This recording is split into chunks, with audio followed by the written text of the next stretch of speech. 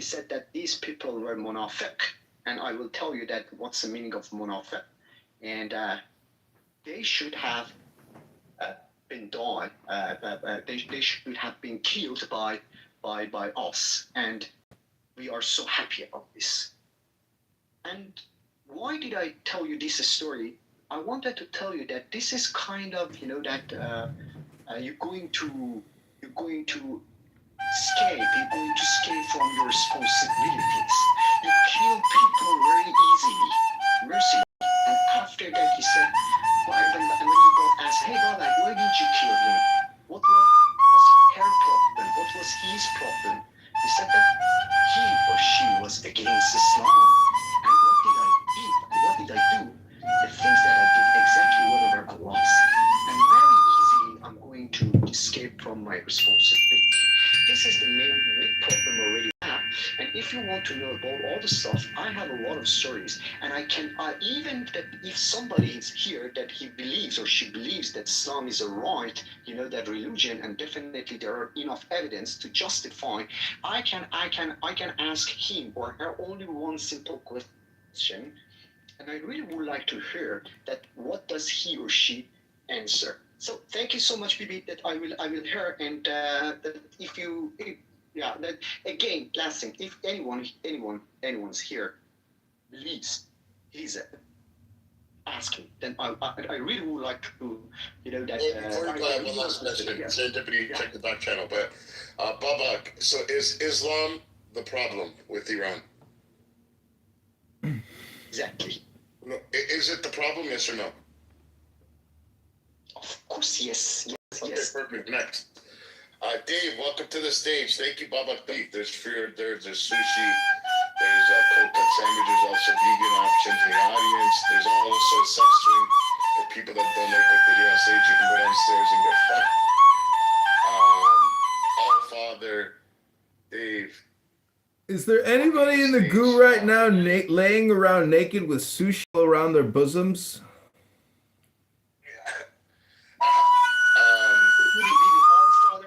That story.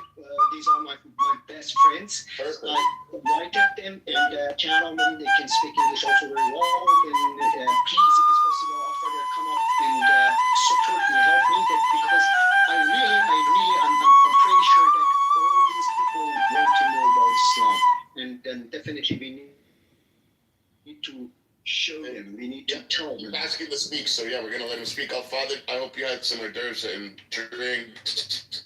There's alcohol, non-alcoholic beverages. Hi, baby, can I talk?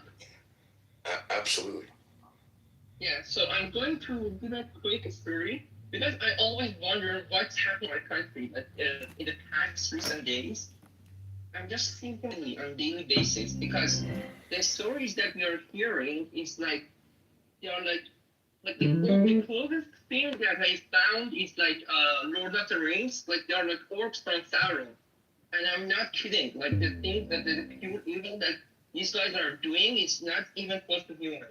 And I'm not. I was wondering what's happening there. Like, okay, I've been raised as a Muslim.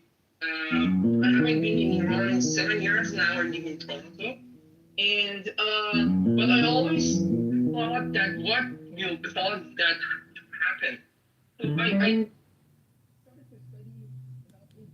then in a way that I haven't done it in my youth, because, for example, 7 years ago, when you're in a country that they will like arrest you for drinking water in the street in Ramadan, you cannot talk about this stuff, because in Islam they have a concept they call it murtad, which means that if you've been a Muslim, and then you want to talk against it, you are sentenced to death. And they are literal dead, and something like that happened for me in Toronto. So the thing that here is that there was a Christian Iraqi. His name was I don't remember his name.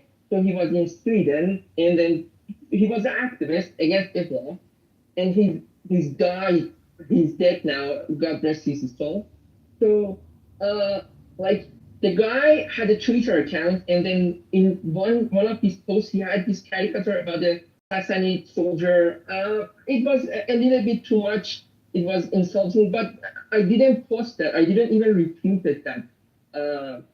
Even refuted that tweet. I just went under his tweet and said, "I love you, bro." Something like that. Something exactly just these three words. I love you, bro. And a couple of, I think it was like around 1 year.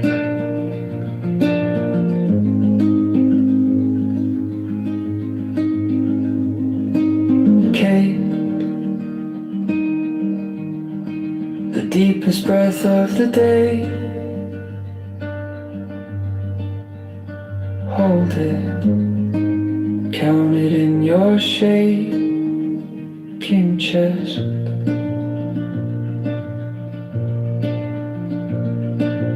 One, two, three, you stay.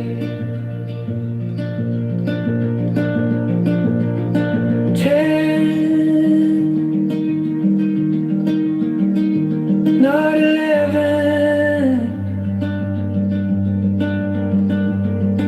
10, not 9. Inhale all the light, all the air, all the soil, all the light. Fill every quiet corner inside. In the name of the Lord of Initiation, Amen. I fly and I alight as an hawk, of mother of emerald on my mighty sweeping wings. I swoop down upon the black earth and it gladdens into green at my coming.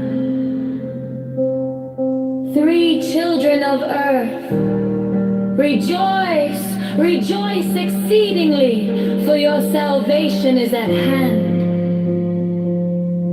The end of sorrow is come.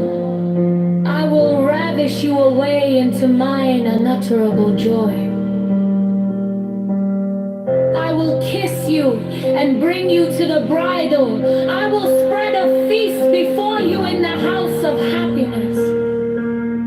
I am not come to rebuke you or to enslave you. I bid you not turn from your voluptuous ways, from your idleness, from your follies. But I bring you joy to your pleasure, peace to your languor, wisdom to your folly. All that ye do is right, if so be that ye enjoy it. I am come against sorrow, against weariness, against them that seek to enslave you. 11. I pour you lustral wine, that giveth you delight both at the sunset and the dawn. Come with me, and I will give you all that is desirable upon the earth, because I give you that of which and its joys are but as shadows. They flee away, but my joy abideth even unto the end. I have hidden myself beneath a mask. I am a black and terrible God. With courage, conquer, and fear shall ye approach me. Ye shall lay down your heads upon mine altar, expecting the sweep of the sword. But the first kiss of love shall be radiant on your lips, and all my darkness and terror shall turn to light and joy. Only those who fear shall fail. Those who have bent their backs to the yoke of slavery until they can no longer stand upright, them will I despise. But you who have defied the law, you who have conquered by subtlety or force, you will I take unto me, even I will take you unto me. 20. I ask you to sacrifice nothing at mine altar. I am the God who giveth all. In the name of the Lord at initiation, amen.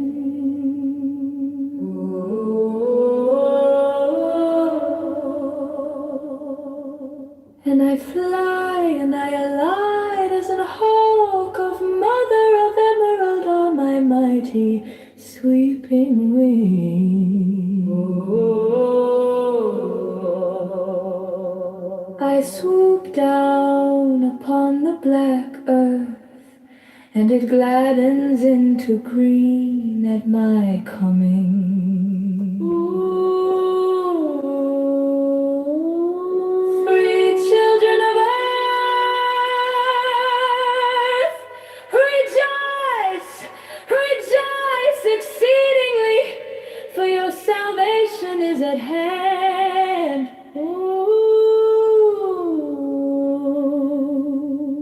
The end of sorrow is come. I will ravish you away into mine unutterable joy. I will kiss you and bring you to the bridal. I will spread a feast before you in the house of happiness.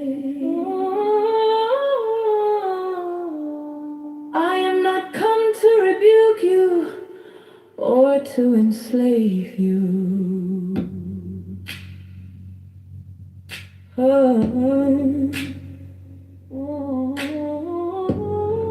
I bid you not turn from your voluptuous ways, from your idleness, from your folly.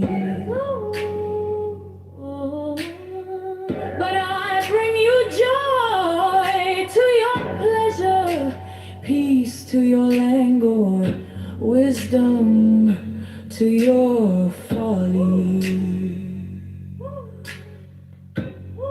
All that you do is right, if so be that ye enjoy it. I am come against sorrow, against weariness, against them that seek to enslave you.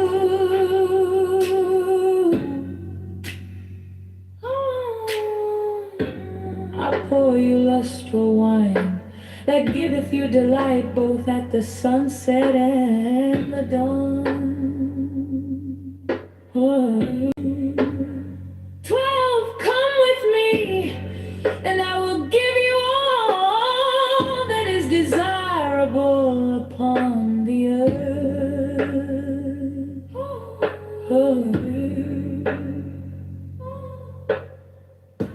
Because I give you that of which earth and its joys are but as shadows.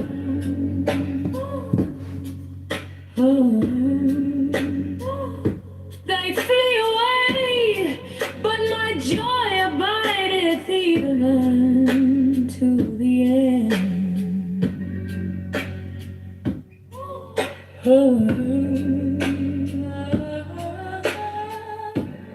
I have hidden myself beneath a mask. I am a black and terrible God.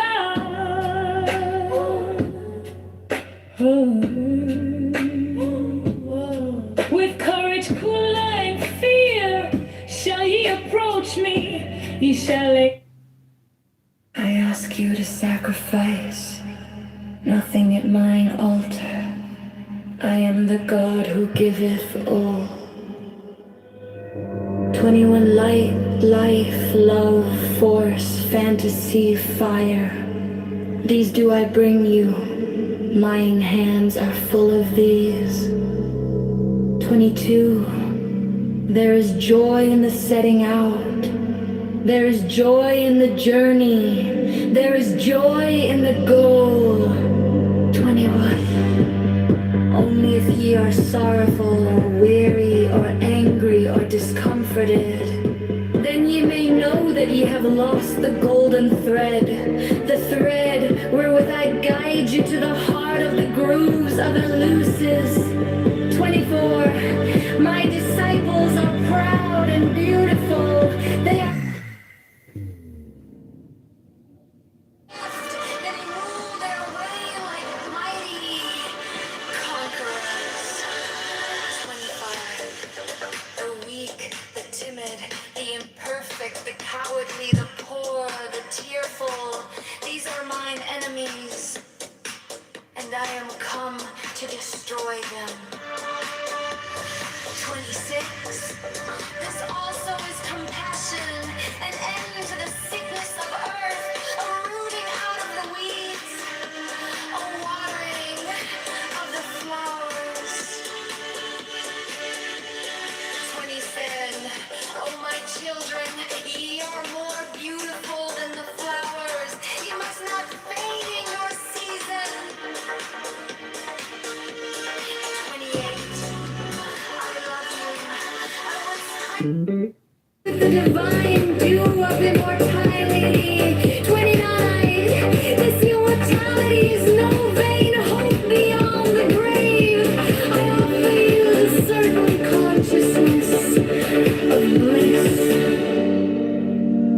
30. I offer it at once on earth, before an hour hath struck upon the bell. Ye shall be with me in the abodes that are beyond decay. 31. Also I give you power earthly and joy earthly, wealth and health and length of days, adoration and love shall cling to your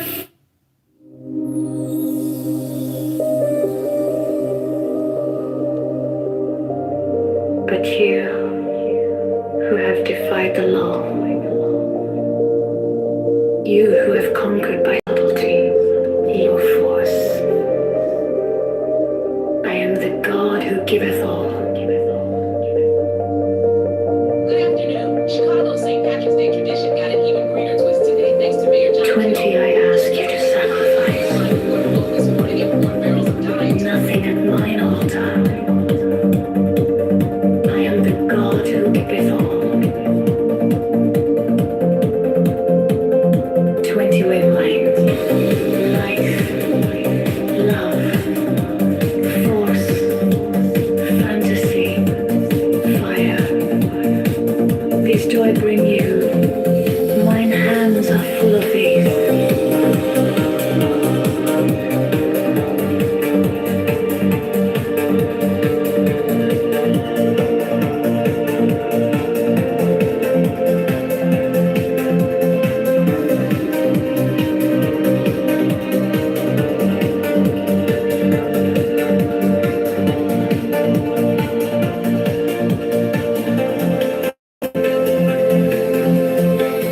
There is joy in the setting out.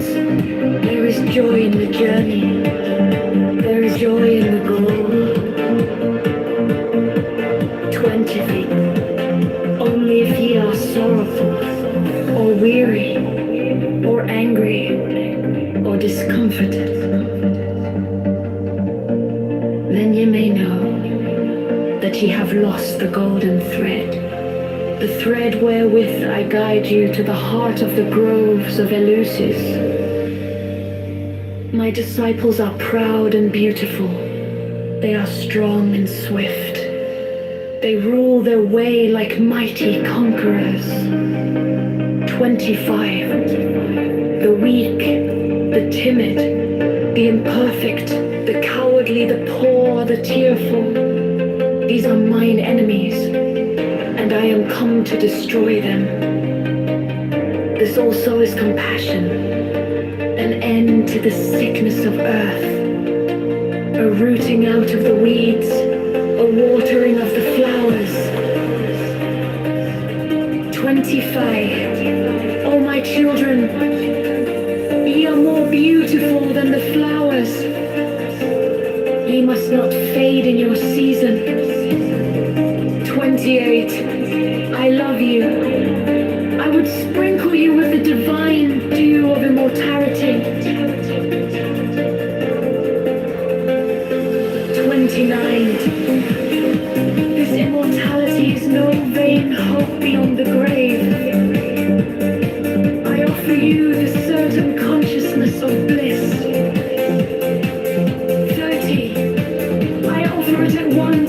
on earth before an hour hath struck upon the bell. You shall be with me in the bowls that are beyond decay.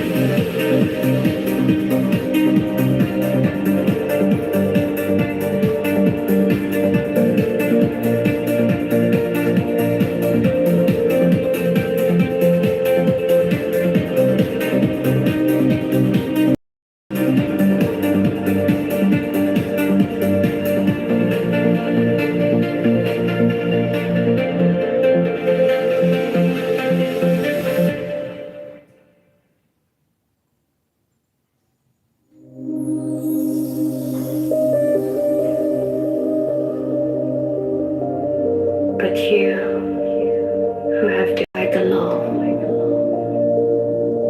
you who have conquered by subtlety your force, I am the God who giveth all.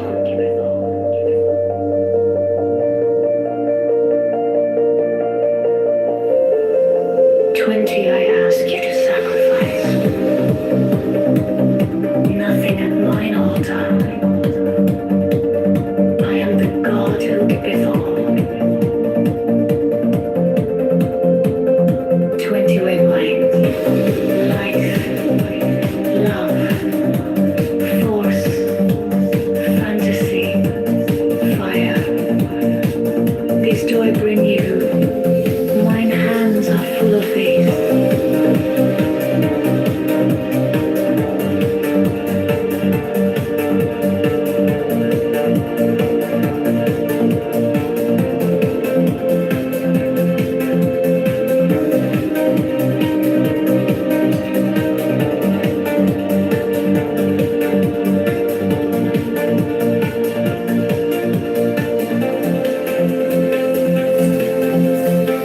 There is joy in the setting out. There is joy in the journey. There is joy in the goal. 20 things. Only if ye are sorrowful, or weary, or angry, or discomforted, then ye may know that ye have lost the golden thread. The thread wherewith I guide you to the heart of the groves of Eleusis. My disciples are proud and beautiful. They are strong and swift. They rule their way like mighty conquerors. 25. The weak, the timid, the imperfect, the cowardly, the poor, the tearful. These are mine enemies, and I am come to destroy them. This also is compassion, an end to the sickness of earth, a rooting out of the weeds, a watering of the flowers. 25. Oh, my children, ye are more beautiful than the flowers. Ye must not fade in your season. 28. I love you. I would sprinkle you with the divine dew of immortality. 29. This immortality is no vain hope beyond the grave. I offer you the certain consciousness of bliss. 30. I offer it at once on earth before an hour hath struck upon the bell. You shall be with me in the bowls that are beyond decay.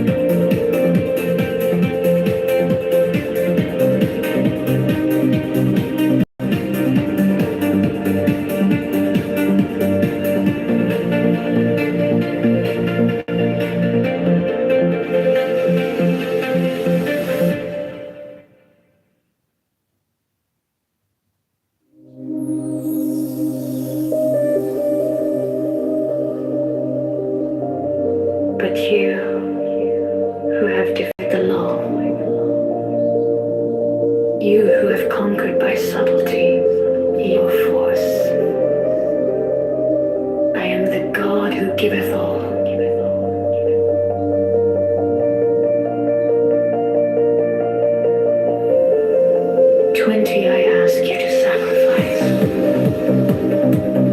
Nothing at mine altar. I am the God who giveth all. 20 wavelengths. Life, love, force, fantasy, fire. These do I bring you. Mine hands are full of these.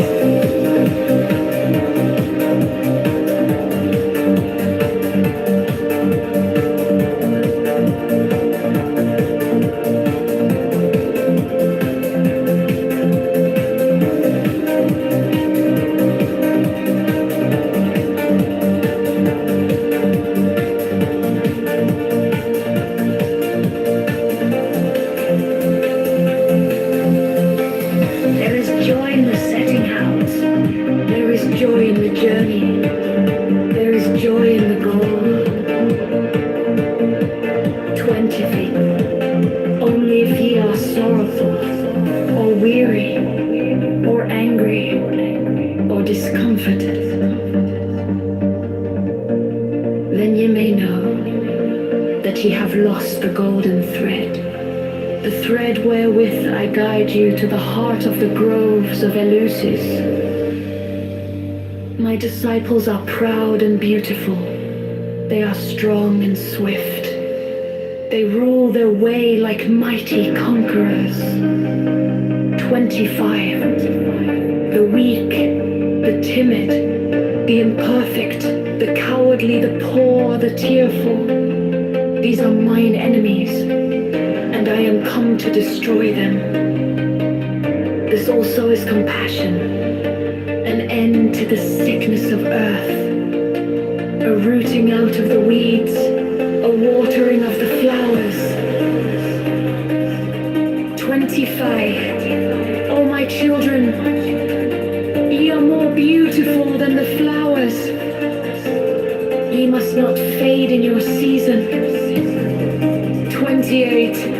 I love you. I would sprinkle you with the divine dew of immortality. 29. This immortality is no vain hope beyond the grave. I offer you the certain consciousness of bliss. 30. I offer it at once on earth before an hour hath struck upon the bell. You shall be with me in the bowls that are beyond decay.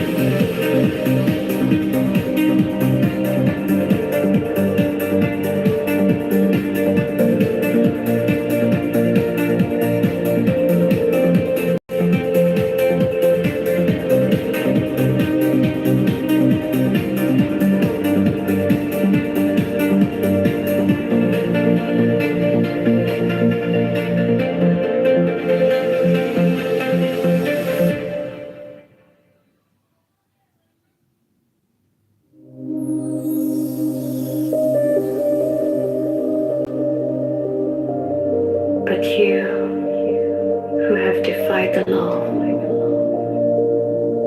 you who have conquered by subtlety your force, I am the God who giveth all.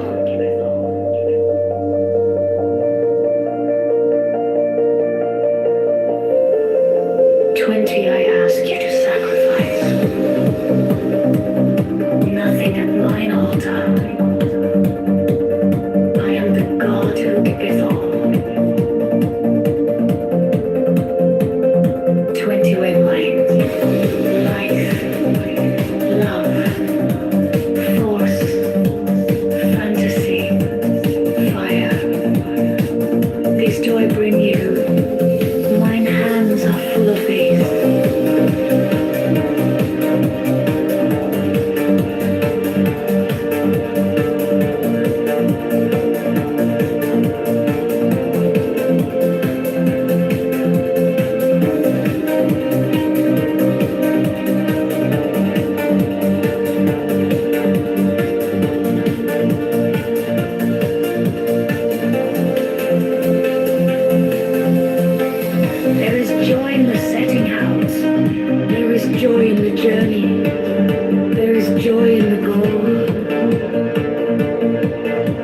pity. Only if ye are sorrowful, or weary, or angry, or discomforted, then ye may know that ye have lost the golden thread, the thread wherewith I guide you to the heart of the groves of Eleusis. My disciples are proud and beautiful. They are strong and swift. They rule their way like mighty conquerors. 25. The weak, the timid, the imperfect, the cowardly, the poor, the tearful. These are mine enemies, and I am come to destroy them. This also is compassion, an end to the sickness of earth, a rooting out of the weeds, a watering of the flowers. 25. Oh, my children, ye are more beautiful than the flowers. Ye must not fade in your season. 28. I love you. I would sprinkle you with the divine dew of immortality. 29. This immortality is no vain hope beyond the grave. I offer you the certain consciousness of bliss.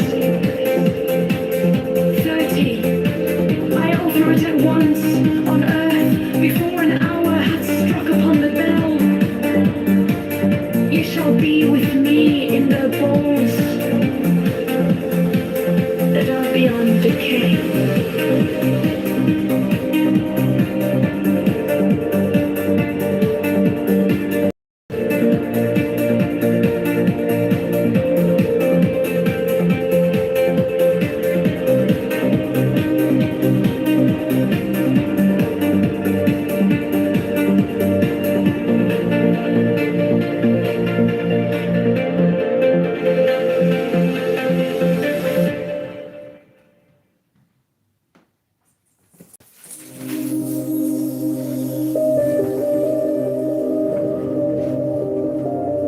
But you, who have defied the law,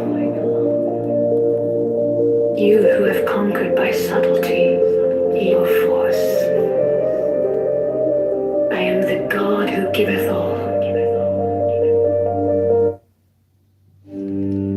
All that ye do is right, if so be that ye enjoy it.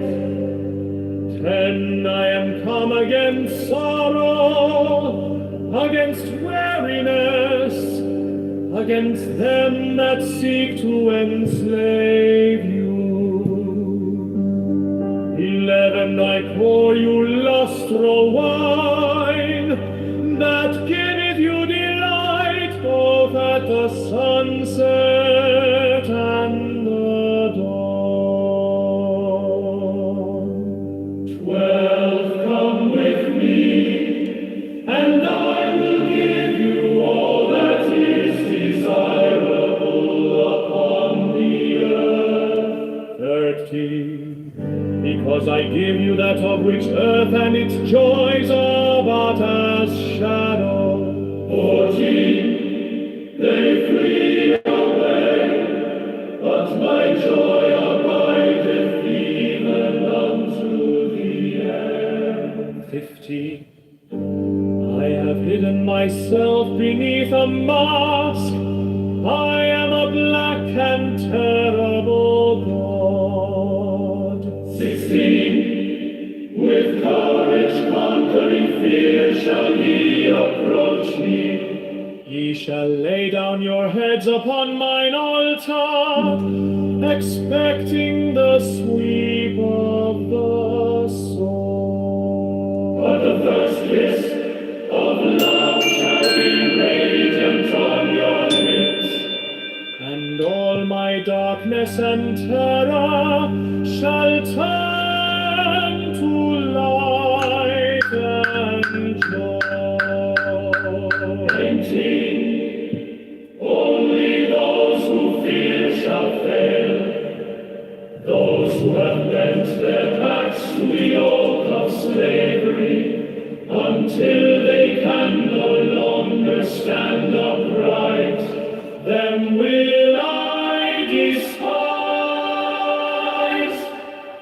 20. But you who have defied the law, you who have conquered by subtlety or force, you will I take unto me,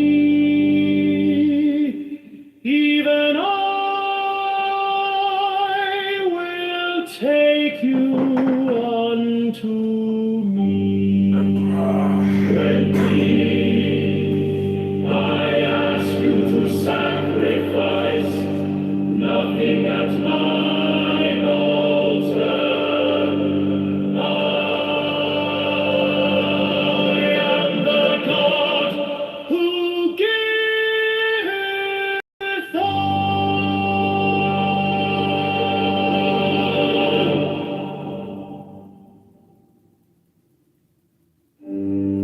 all that he do is right. It's only that he enjoyed it. 10. I am come against sorrow, against weariness, against them that seek to enslave you.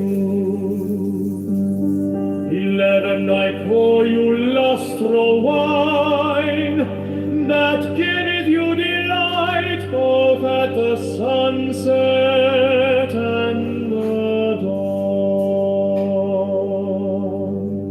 12. Come with me, and I will give you all that is desirable upon the earth. 13. Because I give you that of which earth and its joys are but as shadow. 14. They flee away, but my joy abideth even unto the end. 15. I have hidden myself beneath a mask. I am a black and terrible God. 16. With courage conquering fear shall ye approach me. Ye shall lay down your heads upon mine altar, expecting the sweet of the sword. What a birthright, for the Lord shall be radiant from your lips, and all my darkness and sorrow shall turn to light and joy. Only those who fear shall perish, those who have cleansed their backs to the yoke of slavery, until they can no longer stand upright, them will I despise. 19. But you who have defied the law, you who have conquered by subtlety or force, who will I take unto me, even I will take you unto me. 20. I ask you to sacrifice nothing at mine altar. I am the God who giveth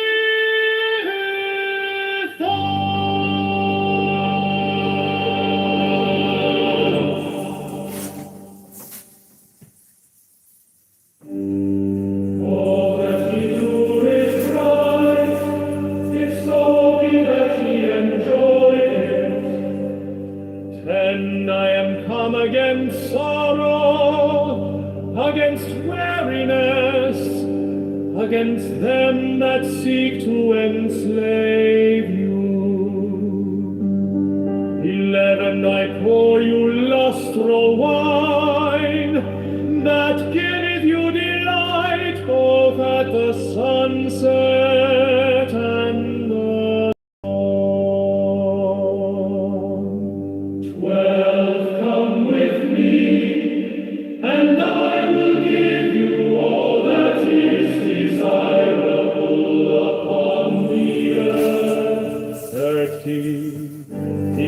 give you that of which earth and its joys are but as shadow. 14. They flee away, but my joy abideth even unto the end. 15.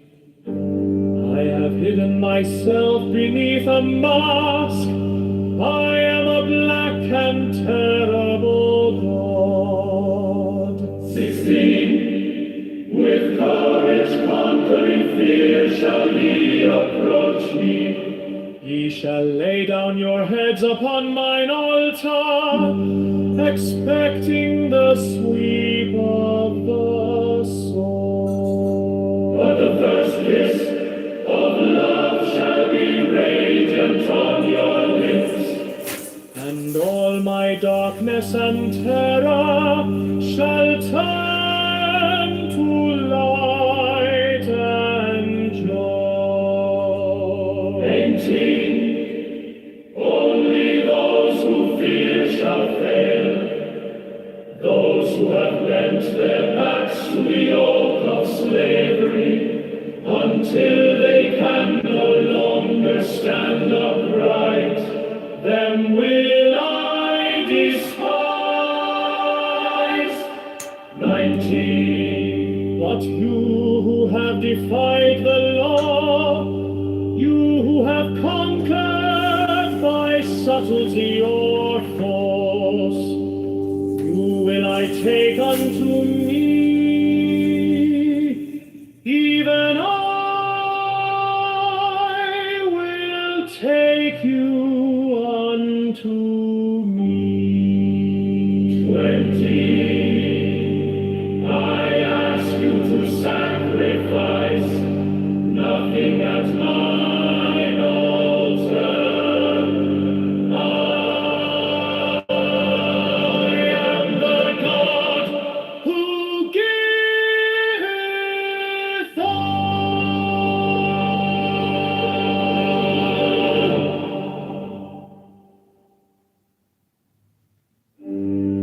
all that he do is right, if so be that he enjoy it. 10. I am come against sorrow, against weariness, against them that seek to enslave you. 11. I pour you lustral wine, that giveth you delight both at the sunset and the dawn. 12. Come with me, and I will give you all that is desirable upon the earth. 13. Because I give you that of which earth and its joys are but as shadow. 14. They flee away, but my joy abideth even unto the end. 15. I have hidden myself beneath a mask. I am a black and terrible God. 16.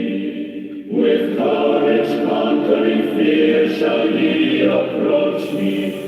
Ye shall lay down your heads upon mine altar, expecting the sweep of the sword. But the first kiss of love shall be radiant on your lips, and all my darkness and terror shall turn to light and joy.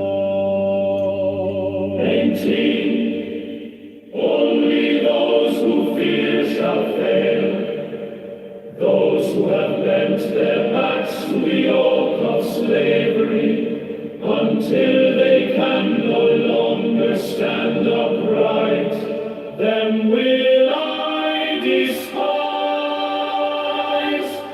19. But you who have defied the law, you who have conquered by subtlety or force, take unto me, even I will take you unto me. 20. I ask you to sacrifice nothing at mine altar. I am the God who giveth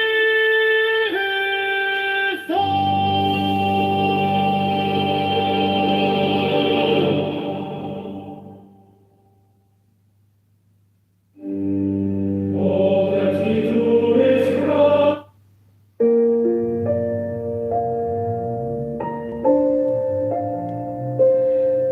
In the name of the Lord of Initiation, Amen.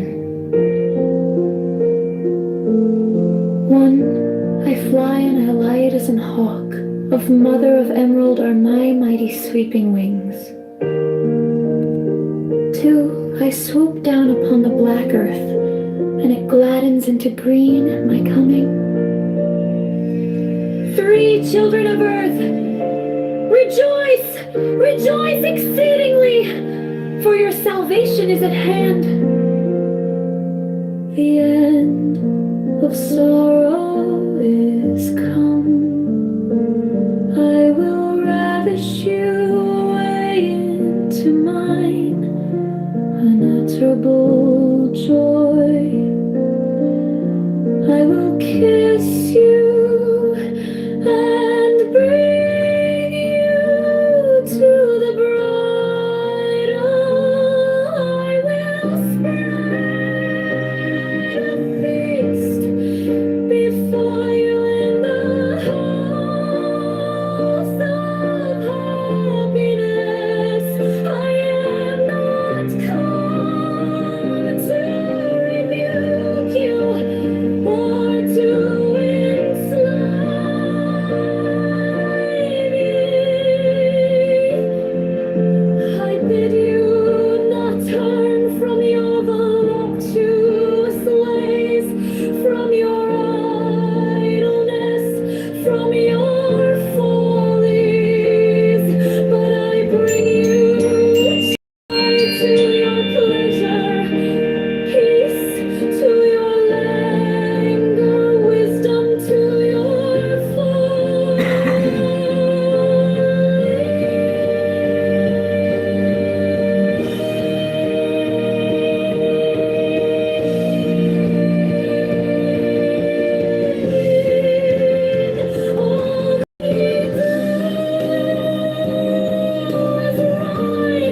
If so be that he enjoy it, although the is right. If when come against sorrow, against weariness, against them that seek to enslave you.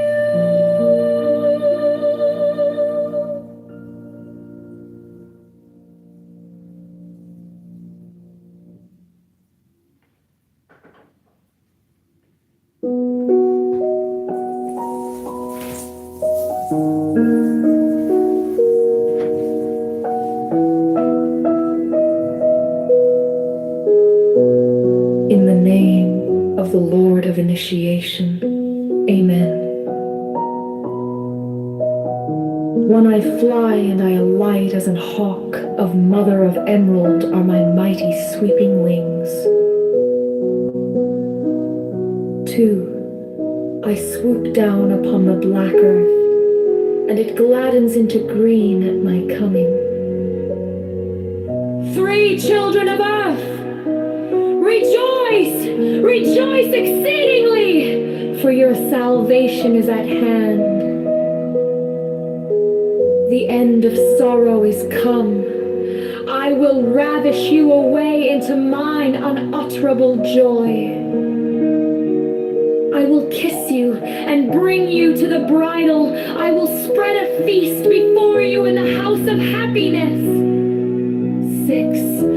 I am not come to rebuke you or to enslave you. 7. I bid you not turn from your voluptuous ways, from your idleness, from your follies. But I bring you joy to your pleasure, peace to your languor, wisdom to your folly. 9. All that ye do is right, if so be that ye enjoy it. 10. I am come against sorrow, against weariness, against them that seek to enslave you.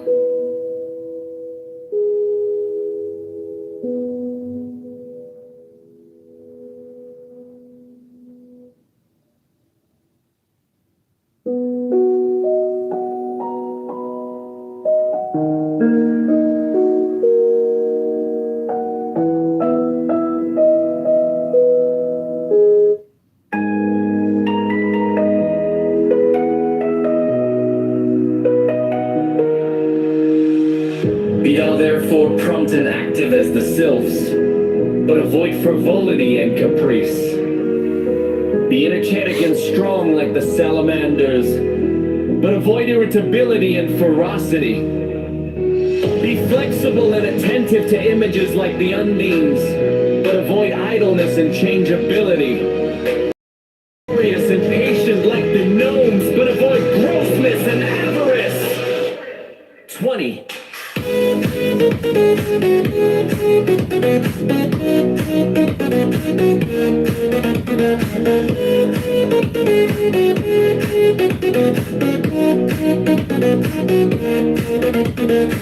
20. So shalt thou gradual develop powers of thy soul, and fit thyself to command the spirits of the elements. Forget thou to summoning gnomes dependent to thy avarice. Thou wouldst no longer command them, but they would command thee. Wouldst thou abuse the pure beings of the woods and mountains to fill thy coffers and satisfy thy hunger of gold? Wouldst thou debase the spirits of living fire to serve thy fire, thy flame?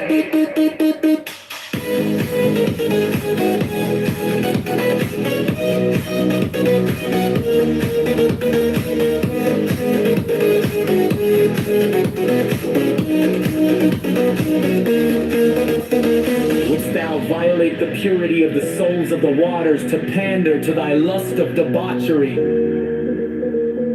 Wouldst thou force the spirits of the evening breeze to minister to thy folly and caprice?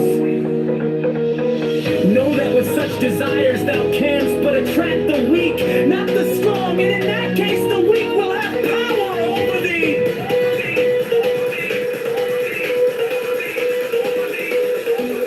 21.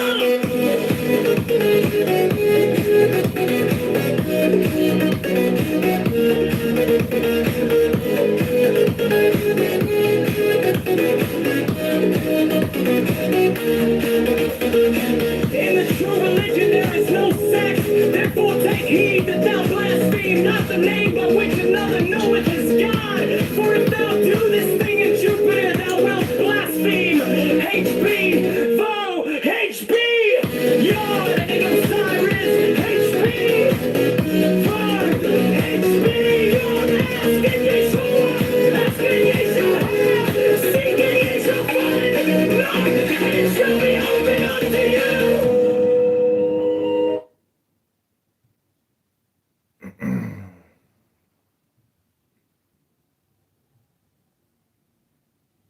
Reality is, and I have a few friends. They said when they came to the United States, the biggest thing that they had issues with was independent women.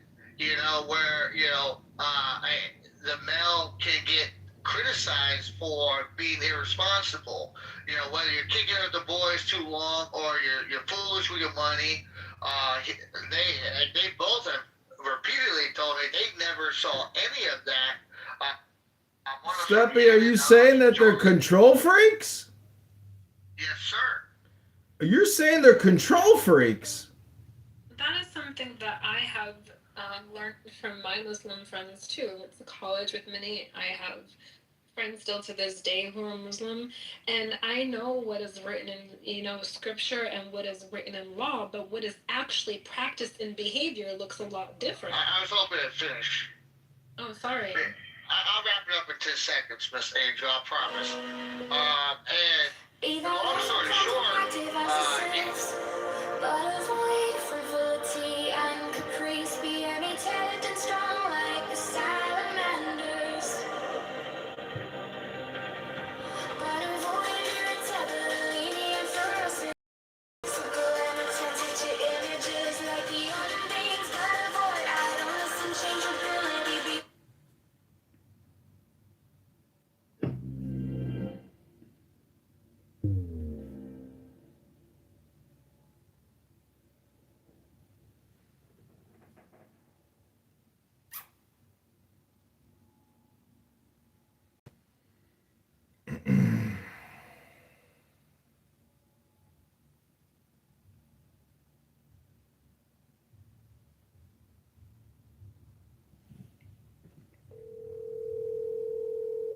Bitch, you just stop. Just stop.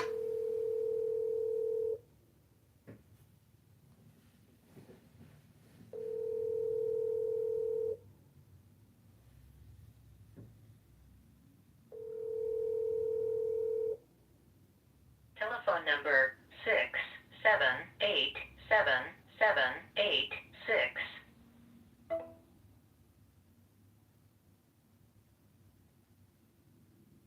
Yo, Jared, it's John. As you know, it's now 2 o'clock. It's Tuesday, March 17th, Super Tuesday. I was calling to find out if you were going to vote. I'm headed over to the library to go vote. I'm going to cast my vote at 4:20. And I wanted to talk to you about the candidates for governor and also for DMV or Secretary of State, Walter Adamczyk. Vote for Walter and vote for Ted for governor. That's my opinion. Who's going to call Max Rice, see who he thinks. So maybe call me back and we'll do a tree-way with Dr. Rice. I hope you're having a great day. Bye.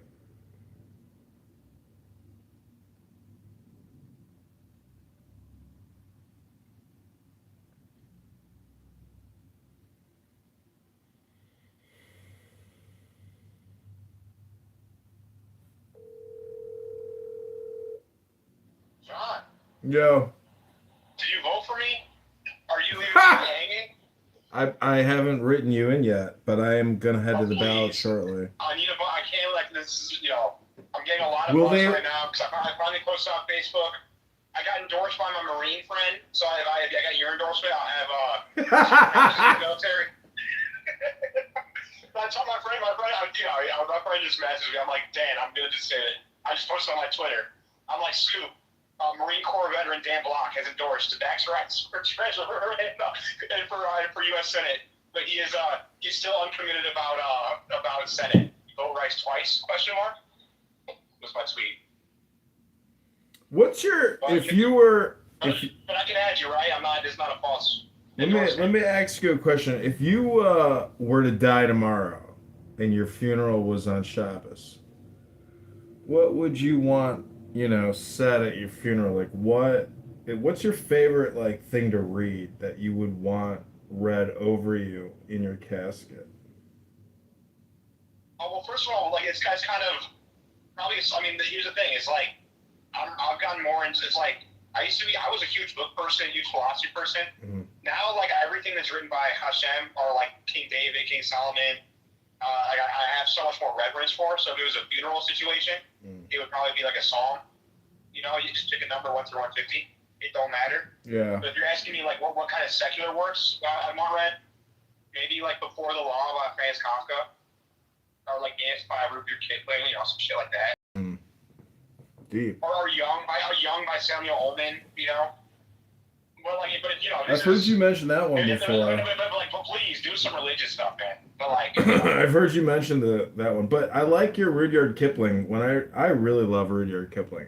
I have actually many Rudyard Kipling are you books. aware of that poem though? If No, I'm not really. I have No. a framed. My dad had it framed. He was a kid, and I have it still.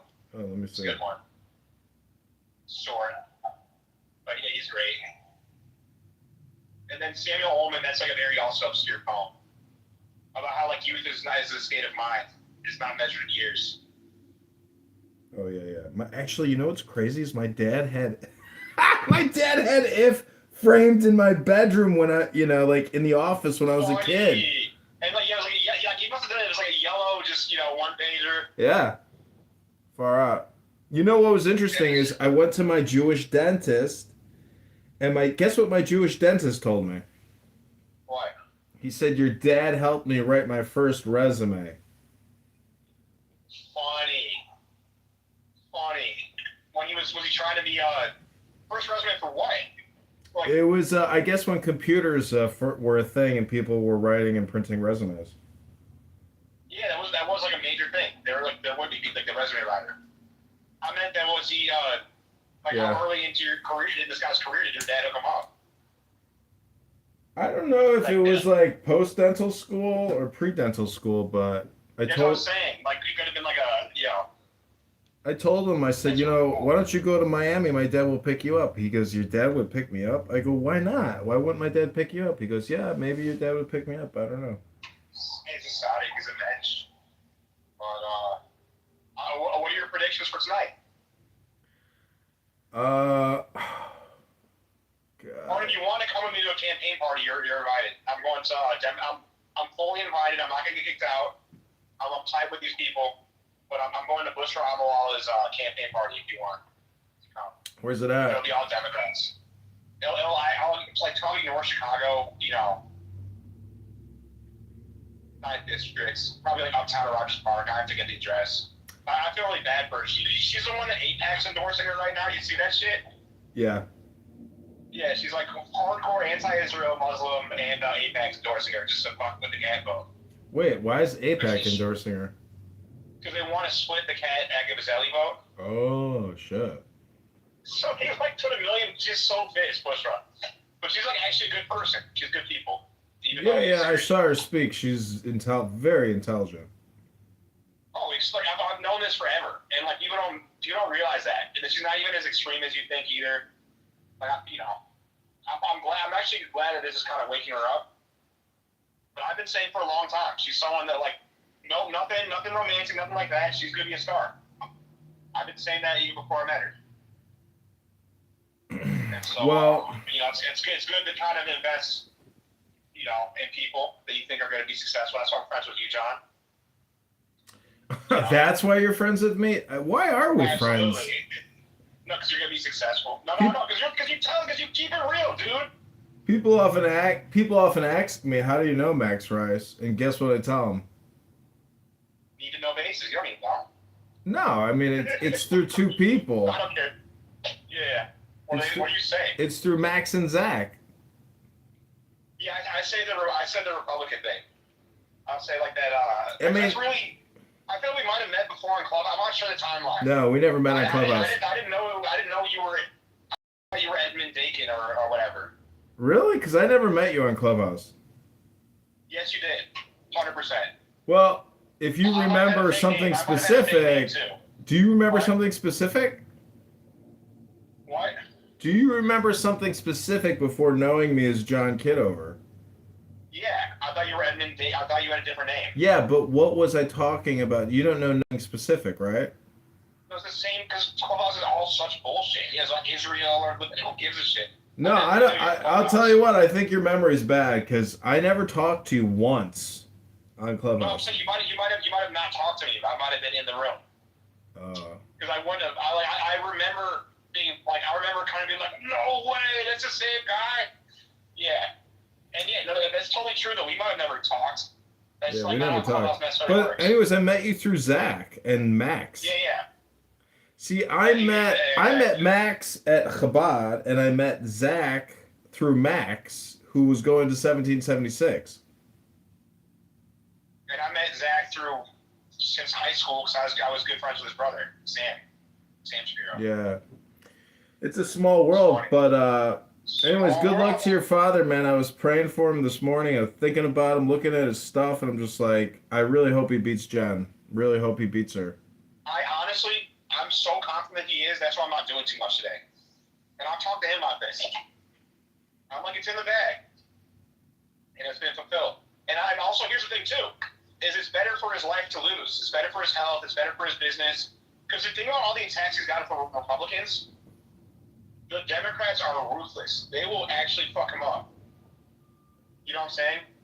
It's not about health. I rewatched those debates. No, not health. I meant like they'll like send the IRS on him and like Democrats are pieces of shit like that. And my dad doesn't have a filter, so he's like said stuff that they can clip, you know, and be like he's whatever is idiot, you know. So if he loses, it's actually I told him it's good for your life, bad for the district, bad for the country. But if you win, it's terrible for your life. But like amazing for the country, amazing for the district, amazing for the Rice family name and legacy. I'm rooting for a Rice ring. Nobody, unfortunately, Max. Unfortunately, no one remembers family names. I hate to tell you that nobody remembers that. I got proof. No, I'm talking about like you really make shit happen. If you're a Kennedy, they do. No. Yeah. I got proof. I got facts, not opinions on that one. Okay. I'm yours. I got facts, not opinions, because I seen it in a museum. They had to pay for the museum. So, anyways, all I'm saying is, it's better to go big, and go. You know. So. I'd rather him go big than go home. I'm rooting for him to win, but I'm cognizant that if he loses, if Baruch Hashem, that's fine too.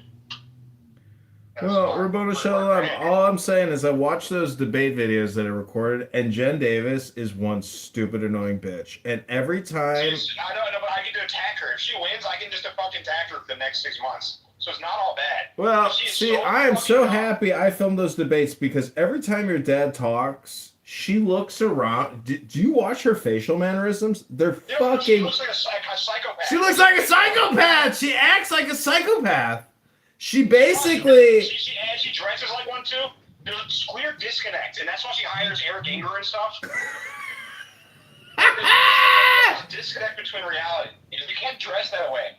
Do you see her? The one where she wasn't wearing, like, she had no pants on? Who does that shit? Could you imagine, like, Eric Anger cutting her toenails in a nail salon and, like, accidentally, like, cuts her foot? He's like, absolutely. I'm sorry, but I slipped. She's like, you cut my fucking foot open, bitch! I'm telling you, dude, she, you know, the thing about Clubhouse is, after enough years, people will crash out, but many people crash out on the daily. And she's so close. God, this is the thing, is your dad probably should have gotten her crash out, because technically, you know what a compression is? Yeah. A compression is a clip that sits in the like neural cortex in the subconscious. And I really think your dad is going to win, because I guess... No, John, you're speaking my language. I'm telling you, you don't realize that, like, that's why your attacks are so successful, and why you are so successful, is that you're infiltrating the cortex. It's like Inception. Yeah. They don't even remember. They can't even put the word on why they don't like this bitch. I just need to connect. Yeah, exactly. It's basically like neuroscience, really. It's Inception. What is that called? An Inception. Where you like, I want to get this guy to sell the company. You don't say it blatantly. I'm gonna like do a dream about like his father or whatever. Remember that? Yeah, I don't know how to. I don't know. It's abstract. It's like it's like an abstract. Like that's the whole Edward Bernays. Yeah. Yep. Abstract. It's so crazy. Is if you ask somebody to define abstract, now we're getting to like the essence, you know, because that's basically kind of what it is. It's like Every single person's body is like a mixture of vapor. And it's a question of how do you get them to sniff your vapor? Which is like saying, how do I fart and get you to smell it? And then give me your opinion on the smell of my fart. Because when someone can actually tell you the smell of your fart, that's when you know you've connected with that person. But there are many people out there that you actually. Oh, yo. Nice. The Wall Street Journal reached out to me. Do you think Rocio responded to that email I sent her about a quote with regards No, to? but the Wall Street Journal just emailed me. They want to know about the divide in the Republican Party about Israel or some shit. Max Rice, a political pundit in Chicago who runs the Illinois Recorder. He quoted me once before in a Scott Press. Hey Max, you around? Curious what you make of the conservative influence divide over Israel, most recently provoked by Penn.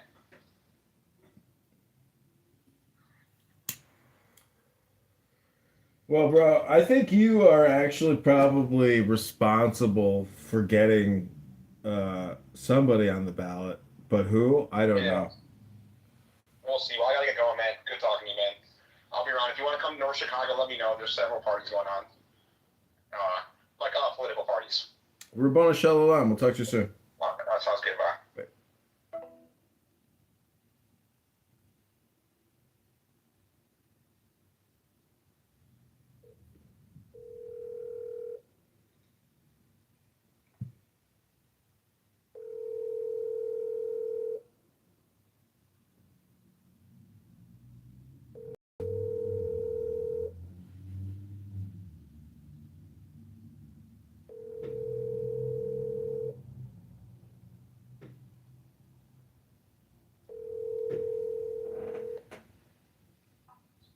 Hi. Hey Daniela, how you doing? I'm sitting under a heat lamp, getting my hair done.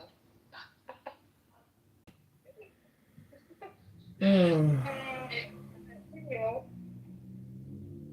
that's what's happening right now. What was that actress's name who played Cleopatra? Famous woman with the black hair. I know, she's gorgeous. What was her name? Well, there's different Cleopatras. I don't know which one you're talking about. The one I'm thinking of. Yeah, she's stunning. I have to look it up. She's stunning. Yeah, I haven't seen her. That's the only movie I saw her play in. Well, she's really famous. Let me look her up. It's Elizabeth Taylor. Well, she's one, but there was another one that I'm thinking of. Well, I'm just thinking about Elizabeth Taylor, meaning that like she spent her life dedicated to aesthetic and personal beauty.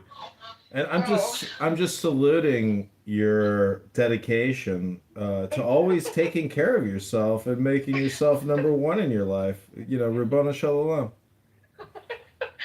Oh, John.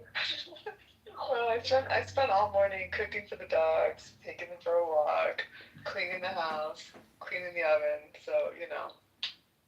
Why do you have to clean the oven? Like, I have tenants and they make such a mess in the oven. I never make a mess in the oven. What's wrong with people? No, I've never. This is my first time in my life cleaning an oven. I've never cleaned an oven before. So, do you know how to clean an oven? Have you ever done Yeah, it? I have. Yeah. Oh, you have? I've never done it. So, like, What a mess. I think I got inspired because I saw some Instagram ad for household Amazon finds and products, and the girl was cleaning an oven. I was like, oh. And I looked at my oven. I was like, damn, this needs a cleaning too. So, yeah, so I bought the spray. I put it in there, let it soak overnight, and then got up and started cleaning this morning. So, I have a clean oven. So yeah, how are you? I haven't talked to you for a minute. I'm good. Today's election day here in Chicago. I got to go cast my ballot and go to an election party tonight. But wishing. Are you still on the ballot? I'm a write-in candidate. You are? That's nice.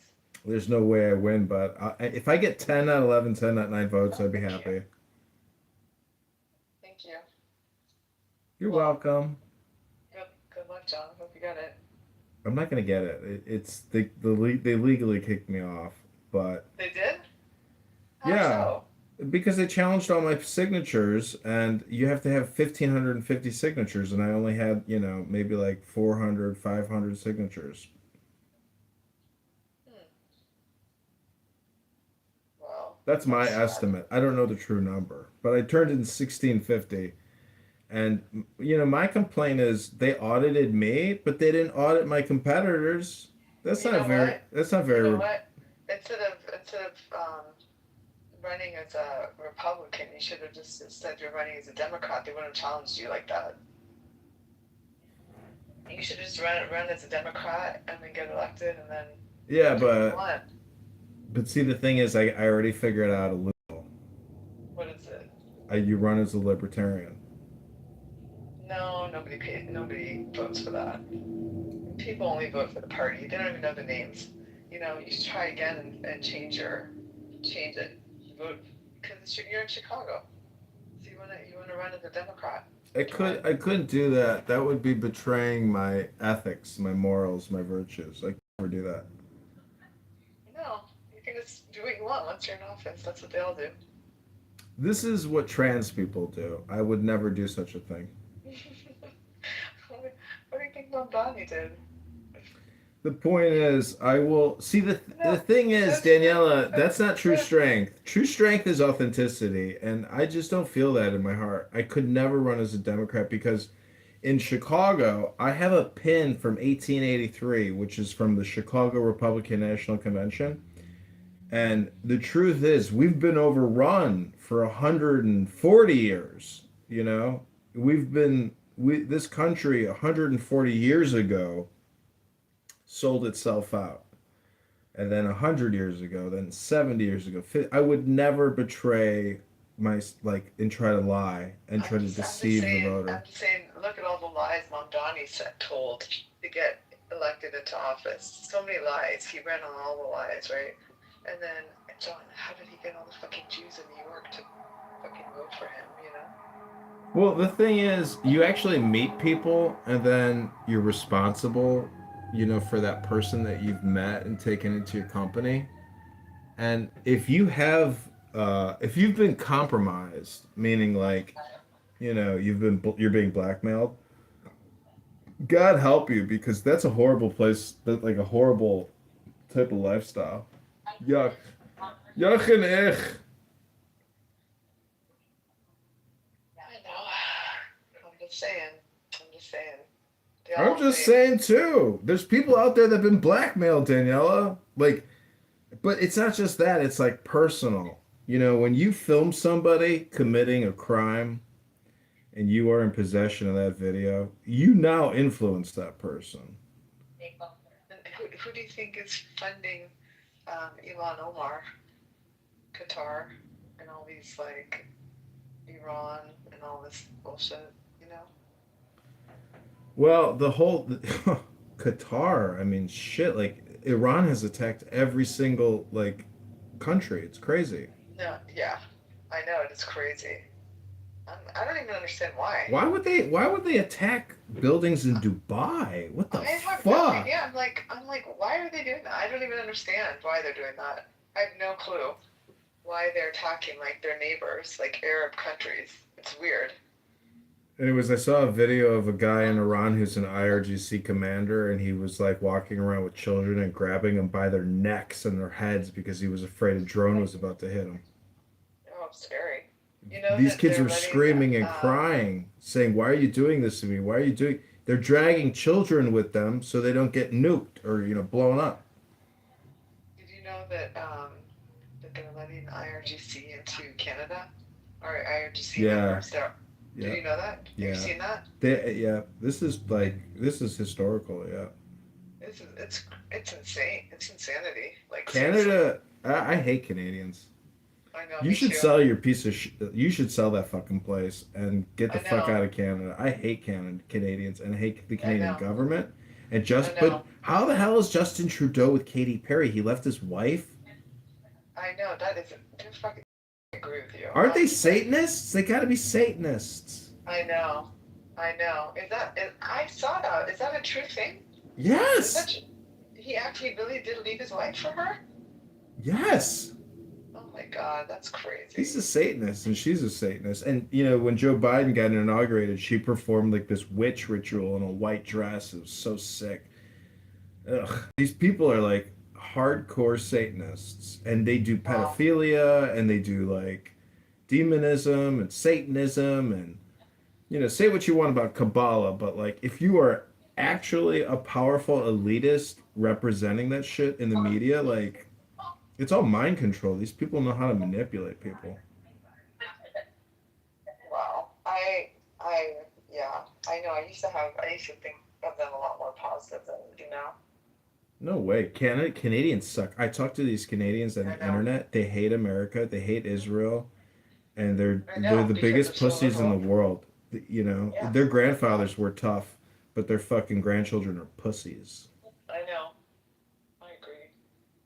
I agree. But John, I can't really talk here because I'm in a salon in the most liberal fucking city in the U.S. So. Well, just tell them you're a guy dressed as a woman and you're trans, and I am beautiful. Oh boy. Tell them you Gosh. do. Tell them you're trans and you compete in women's sports. Yeah. Right. Right.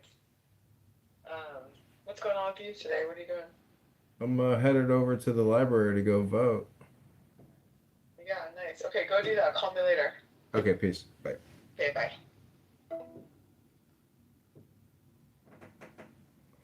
We roast them all here on the election day.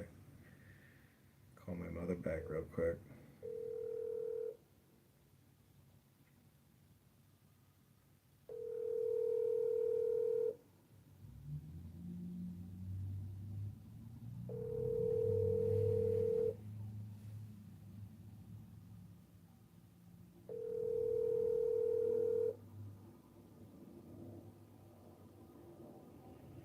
Receiving your call today is my blessing. Thank you. Hey, Mom, it's John. I'm headed over to the library to go vote for the Republican primary governor, the Secretary of State, and a few other important positions in here in Chicago. So, wanted to tell you about the people I'm voting for and see how your day is going. Talk to you soon. Bye bye. This is Johnny.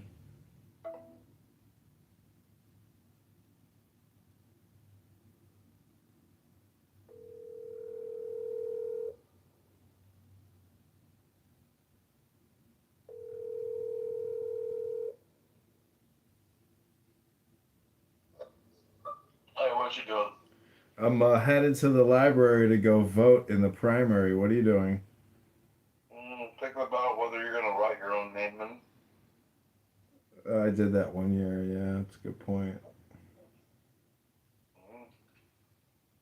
You excited about today? Um, it'll be interesting to see if I get mentioned, but I doubt I will. I don't think I'll get mentioned. Dude, as long as you take like any one vote away from Wood, I mean that's your accomplishment. Yeah, 110. I hope I get 10, not one. Dude, yeah, you have 10 followers. Like, yeah, fuck Wood, fuck that motherfucker. Yeah, you got 10 people to follow you, bro. Yeah, there's a good chance I at least get one because I spent an inordinate amount of time trying to tell people to vote for me. You would hope that at least one person does a write-in, and I get the write-in because I'm not in every. I'm not. I don't even think I'm in the major precincts. I'm in like just a couple of the precincts. Yeah, good luck with that, then. Yeah, I'm That's just not setting yourself up optimistic. for failure on that one. No, I didn't set myself up for failure. The thing is, you got to No, I mean, build. no, the system, not you.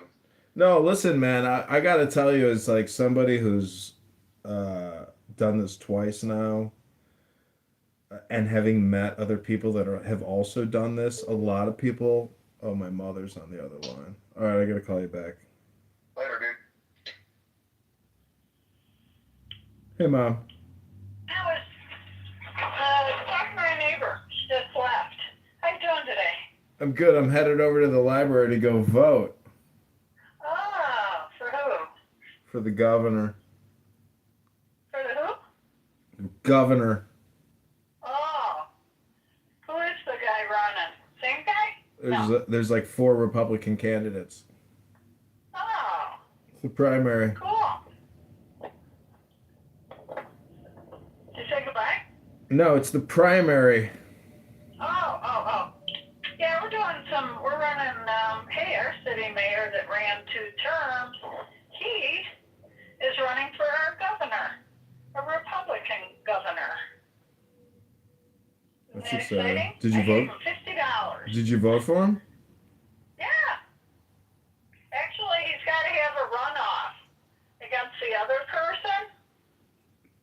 I guess they were neck and neck or something like that.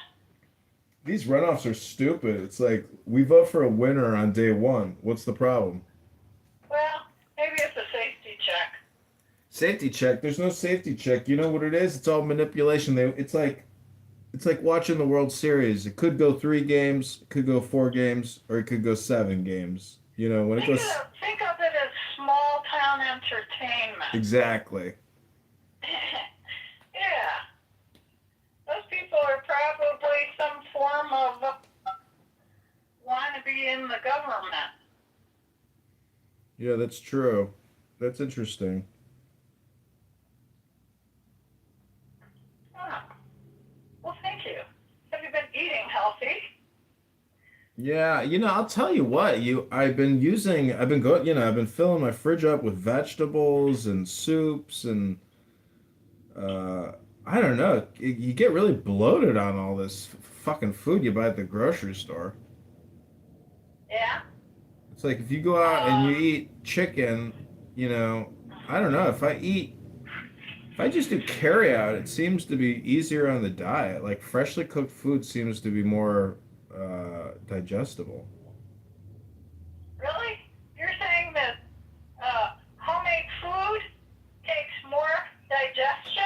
I wouldn't call what I'm eating homemade food. If it's touching plastic and then I put it in my body, I would say that's pre-packaged, and that's basically what I'm complaining about. Uh-huh. Yeah, I drank some water out of a prune bottle, a plastic little jug, and Dollar Tree has them, and then I mix them with anything. I feel guilty. You're using that plastic for water. Actually, most of the water I drink is out of plastic. Ugh. Too bad for you. But that's because Yeah, I'll tell you the she's plastic. gummies like she does. Too bad for her. No, I'm saying plastic water is probably healthier than drinking the water out of the tap, which is highly chlorinated. Yeah, but Fluoridated. it's tested. It's tested. You know what's it? I'm trying to accomplish a shitload today. You know what else, Mom? One more thing. You know what else is interesting is I prefer the water out of my bathroom sink than I do my kitchen tap sink. Why is it? Because It's cold. Interior. It's And cold. that exterior wall. It's colder. Water's warmer. It's colder. Colder. Oh, I like warmer. But I don't know. It's like a psychological thing. I think it's like for some reason I just think it. Very sensitive this winter. My teeth. Your I had teeth? to take my my water pick into the kitchen Oh yeah. and run a little bit of water through my measuring cup and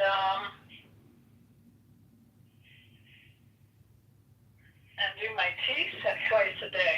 I agree. Yeah, I didn't like doing them in the kitchen, but it's the only place I could get warm water. I used my water pick last night and I accidentally used way too cold water and it was like so intense. It was painful.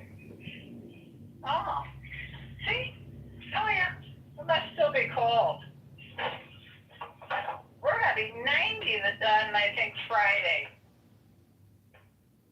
I can't stand the idea. Okay, say goodbye. I have to get back to my work.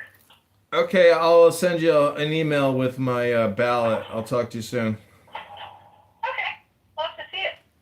Okay. Oh, and Thanks thanks again for the Love you, bathroom. Johnny. Thank you Hey, for calling. thanks for the bathroom. I really enjoyed it. Oh, yeah. I could just see your big fat self. I was really impressed because I caught, all that caulk you removed. I was the one that put all that caulk in. I know. And I don't so, think there's anybody dumber. yeah, I never, I never should have put the caulk in to begin with, That's where patience is you don't have. Well, I tell you, I just didn't know. Bye-bye. I didn't know about grout. I didn't know grout existed.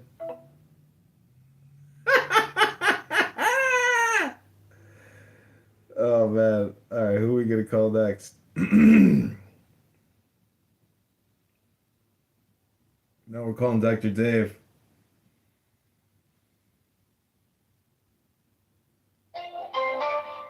The person you are trying to reach is not accepting calls. Dr. Dave doesn't take phone calls. All right, we're gonna call our candidate here.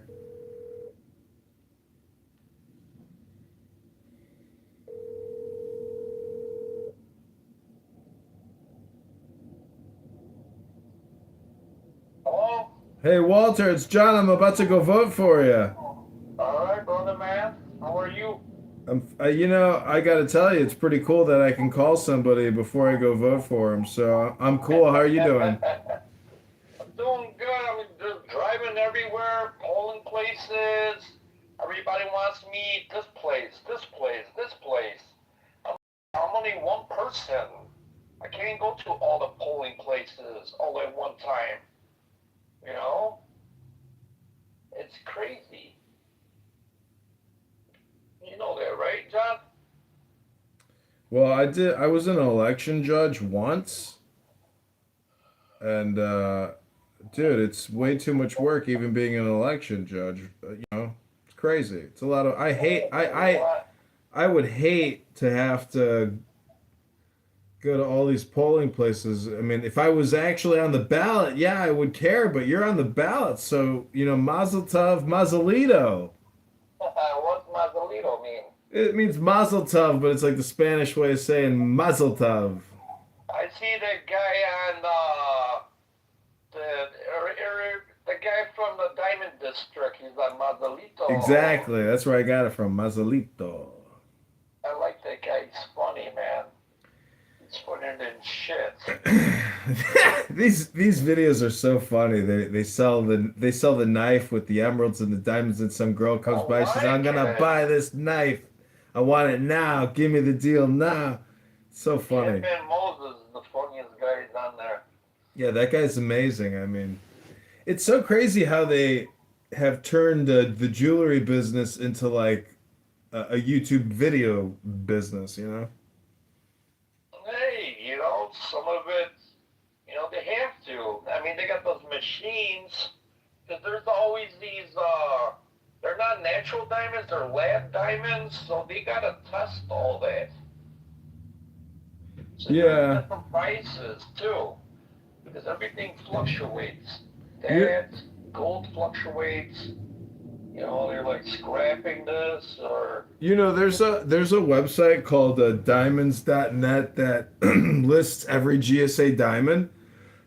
So if you're a diamond, if you're a jeweler and somebody wants to buy a diamond, you can just show them the actual index and say, "What's your budget? Here's the index," Yeah. But then basically you become a jeweler, so you got to know how to do settings. Yeah, I mean, everything is fucking set. Everything is planned out. It's marketing. You got to market yourself as the guy who provides diamonds to men that want to get married to their queens, to their wives, to their destiny. You got to market it. No, there's 18 diamond has a fingerprint. The fuck is that noise? That's a diamond. A diamond just fell from the sky. What's that? What's the Beatles song? I like to watch those diamond movies and stuff. All I'm saying is, you know who runs that business? The Hindus, the Dindus. Or the diamond business? Yeah, they've taken over the diamond business. No, it's the Russians got the diamonds. India got a lot of rubies. Oh, what's that town called in Belgium? Is it Belgium? It's not just about who has the rubies. It's the polishers. Antwerp, they got the diamonds in New I York. get it. That's the wholesale, but the whole thing is, it's the people who polish the stones. Those are the magicians. Those are the brilliant people. Those are the people who give you the diamonds at wholesale.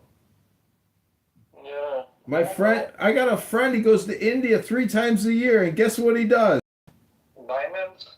He don't pay no taxes. Yeah. He comes in with a box of diamonds. He don't pay no fucking import tax, nothing. Where the fuck am I at? Holy fuck. Where are you at? Where's your driver's license at? No, there's different things. Real estate always goes up. Certain things, the people that are making money off of diamonds are actually people getting them, not the person who's receiving them, because the diamonds fluctuates prices too. It's all subjective. It's all man-made. It's all from the objective. ground. Objective, It's a piece of subjective. rock. That's what I look at it. It's a piece of rock. All right, so wait, I want to ask you about another. Who should I vote for governor? Because I'm thinking about voting for Ted. I mean, Ted is fine. Don't go with Bailey at all. You gotta go at whoever has the most money. Who has the most money they could fight? JB. I mean, I guess I'm going with Ted because I talked to him. It's either Ted or Heinrich or whatever his name is. I know the people around him up in Barrington, and I know Ted. He answers my phone calls.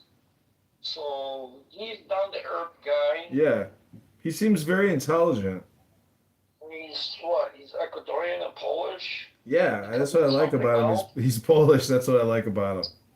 He could be something else. You never know. Yeah, and I talked to him on X Spaces, and he seems so intelligent and sincere that, and the fact that I spoke with him, if I've ever spoken with somebody, to me, I'm totally going to vote for you because I know you, I've met you, I've spoken with you. Got this fucking heartburn or some fucking shit. You're like shit today. I don't know why. Listen, today is your day. You got to try to relax as much as humanly possible. Don't road rage, It's your day. This is your big day because, this is it. Like, today's so exciting for you, and I'm getting ready to go walk over to the library to vote for you. Well, what about my opposition? How is he? She got a high percentage? I don't know, dude. This is so crazy. You're talking about how many people you think are going to vote total? 4,000, 6,000, 10,000, 30,000? How many? 700,000? You think 700,000? Oh my God, that's wild. This is statewide, my brother. Oh my God. Yeah. Oh my God, this will be exciting for you, dude. This is huge for you. This is huge. This is statewide, my friend. No, I'm excited. Shit. I'm excited to vote for you. Well, I feel like fucking like garbage. Well, the Tribune and Herald, the Daily Herald, is fucking with me. I'm like, you endorse her, but most of our stuff is similar. The Herald, and they fucking they endorsed her, and then they want to see me later on for what? well, all I can do is give you some advice in the now, and do you know what that advice is? What's that? You only have I only have one best solution for you. Guess what it is? Bend over. No. Come on, I gotta use some words. No, guess what my last name is? Kitover. Yeah, bend over, kid over, but I've been hearing that my whole life. No, but what I'm telling you is the magic, this is honest to God, I've done a lot of interviews, and this is what I really like to say is, just take the deepest breath of the day, hold it for 10 seconds, 10, 9, 11, 10, 9. Oh, because of fucking pee. So, where can I park my fucking car? Dude, you're the Secretary of State. The Secretary of State parks his car on the fucking front lawn. It goes in, takes a piss, and says, "Hey, the next Secretary of State is here, Walter!" And everybody's like, "Oh my God, the Secretary of State is here." That's what you gotta do. All right, I hope you I'm serious. Take the deepest breath of the day. It's the only real advice, only real opinion I can give you, and that's the truth, Yeah, I hear That's you. it, Walter. Breathe, keep breathing. I gotta go fucking pee. I know, but go pee-pee immediately. Don't wait. You're the goddamn Secretary of State. You could park in a fucking fire hydrant and say, "Hey, bitch, I'm the Secretary of State." You know who the fucking Secretary of State is? You're talking to him. And I gotta take a piss. I'll talk to you later.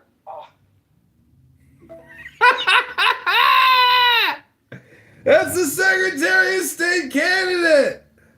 Unbelievable. Fact. Please state your name after the tone, and Google Voice will try to connect you. IRGC Commander Hendifar.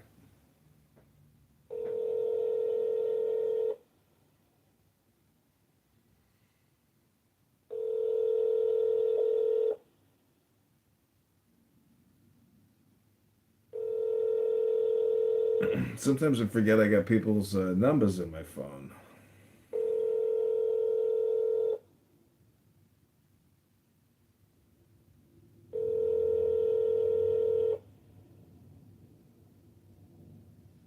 The Google subscriber you have called is not available. Please leave a message after the tone. De lámpara heritage shode.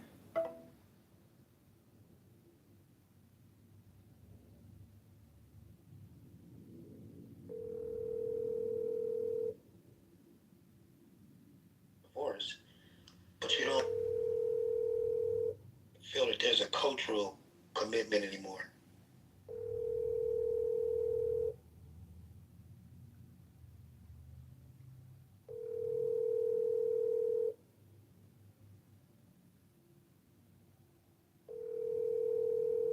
Your call has been forwarded to voicemail. The person you're trying to reach is not available. At the tone,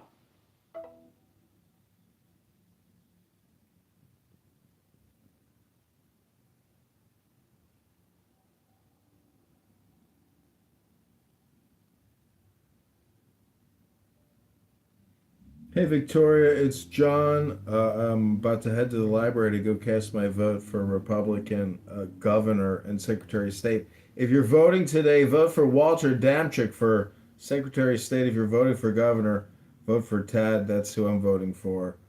And I hope you're having a great day and you had a happy St. Patty's Day and you and your parents are having a great time in Chicago. This is John. Take care. Bye.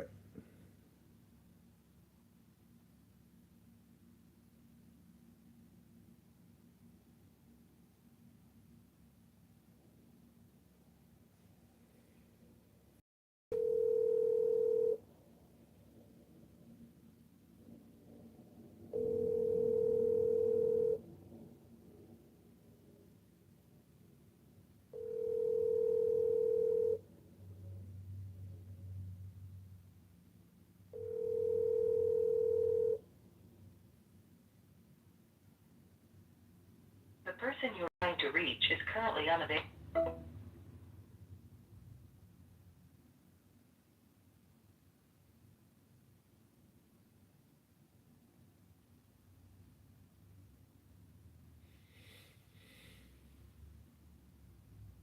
Hey, Dad, it's John. I'm headed over to the Jefferson Park Library to go cast my vote in the Republican primary for governor.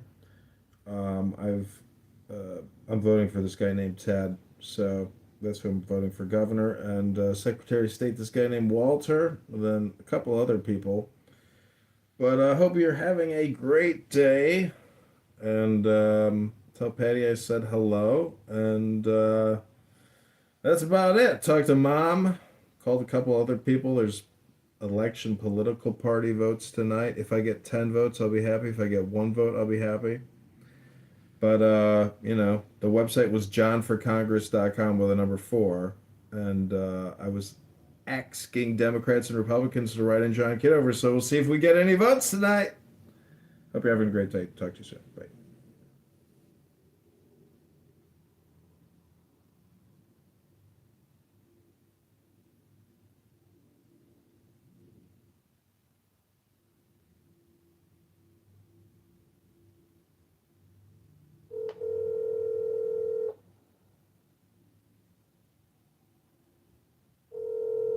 Okay, so the census.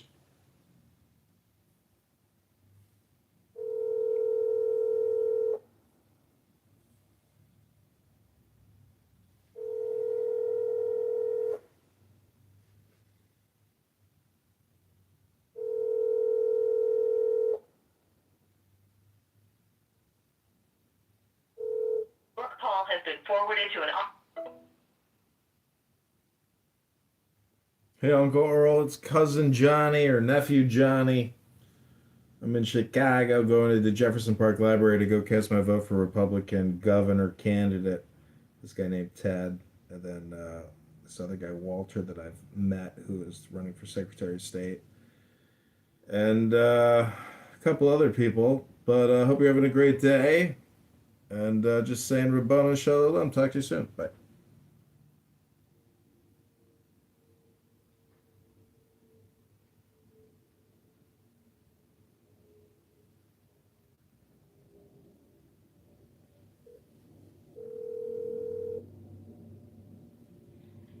What's up?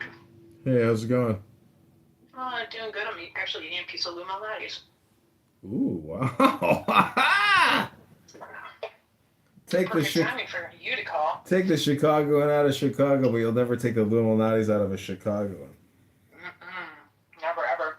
This one is thin crust and it's called Baloo. It's spinach, mushroom, and tomato. Do you have a favorite pizza place by you? Yeah, my freezer with the Lumalatis in it. Really? Ew. Oh, gross. We love Lou's. Damn, you don't have a pizza place by you? We do actually have a pizza place by us, but it's not good. Damn, that sucks. Yeah. Oh, that thing over here. Lonnie's won't deliver this far, so you got to go pick it up. But I've never picked up Lonnie's from here. But there's this one place. What's it called? It's like Italian, but wow. I mean, I just get garlic now on the pizza. I don't get anything else. I just get garlic. That's it. Cheese pizza with garlic. Yep. Ultimate fatty's dream. I can definitely feel it like in my blood. Like the fat in my heart. Like I definitely can like feel how like arterial sclerosis works. Interesting. But when I make a chopped salad, I feel the opposite, you know? I'm headed to the library to go vote, but not for myself, but for the governor primary and other primaries. Cool. Yep. I don't think I'll get What's a going mention. on with your political career? Well, as you know, I've announced I'm running for mayor of Chicago. Some guy at Trump Tower was like, "Oh my God, you're running for mayor?" I was like, I would call it more of an art project than a legitimate campaign, but do you like art, sir? Because I own an art gallery on the north side. He's like, I don't even got teeth in my mouth. You think I want to buy art?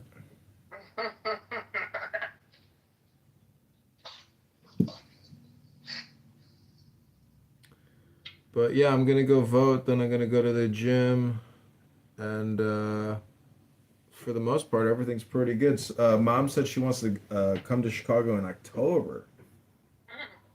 She's like, Samantha and I are coming to your house in October. It's the first time hearing about it. Yeah, that was the first time I heard about it, and I said, "Great! I can't wait to see you." I said, "You do." I said, "You do the greatest grout work," because I took a bath yesterday, and I cleaned it real good, and I took a hot bath, and because it's better than my bath. That bath is deeper than my bath. So I get to experience her handiwork, and honestly, God, I don't even. I guess it's not as hard as you think it is, but I don't know. You just tape it and then slam the ground. No, she was saying how you have to like use, was it her finger or something? It's about the placement of it and like that equal distribution on the tube and like making sure it's like that nice little like seam at the bottom. I'm hoping she can do my second floor now because I effed that up with grout, but I figured the grout was better than bugs, getting through and more black mold. Did you just cover black mold with more grout? No, I mean I scrubbed it and cleaned it and then I caulked it. Caulking it and grouting it are two different things. I agree, but I just caulked over the grout because that's how lazy. What? That's how lazy I was. So Oh man. mom had to cut all my caulk out to regrout. Yeah. That's how much work she did, and I was just like, just flummoxed by. I had no idea that grout was a thing. I didn't even know that was the thing. Oh, okay. That's how little I know. Right on. Anyways, what are you doing today? Gonna go to the gym later. I don't know, kind of a quiet day today. Yeah, nothing really new here. I just going to vote is like such a big thing. I feel bad for people that like don't even vote, and then like the excuse that it's just the primary, like it's just the primary. It's like, yeah, but like if you vote for the winner in the primary, then you're like getting to the second level of like contributing to that person's, ascendancy. So it's kind of exciting. Like I voted Trump 3 times. So, and then I feel like, could you imagine if people like accused me of being like, you supported fascism and genocide? And it's like, did I really? Like, I don't think so. Like there was a reason why I voted for him. Just in the same way that people that voted for Obama say, I voted for Obama for a reason. It's like, okay, what was the reason? Are you any plans to visit Dad?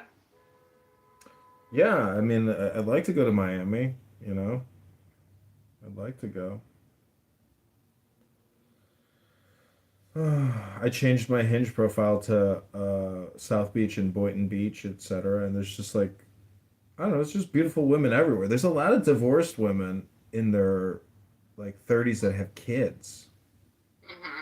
Beautiful women. But they're basically looking for their next host.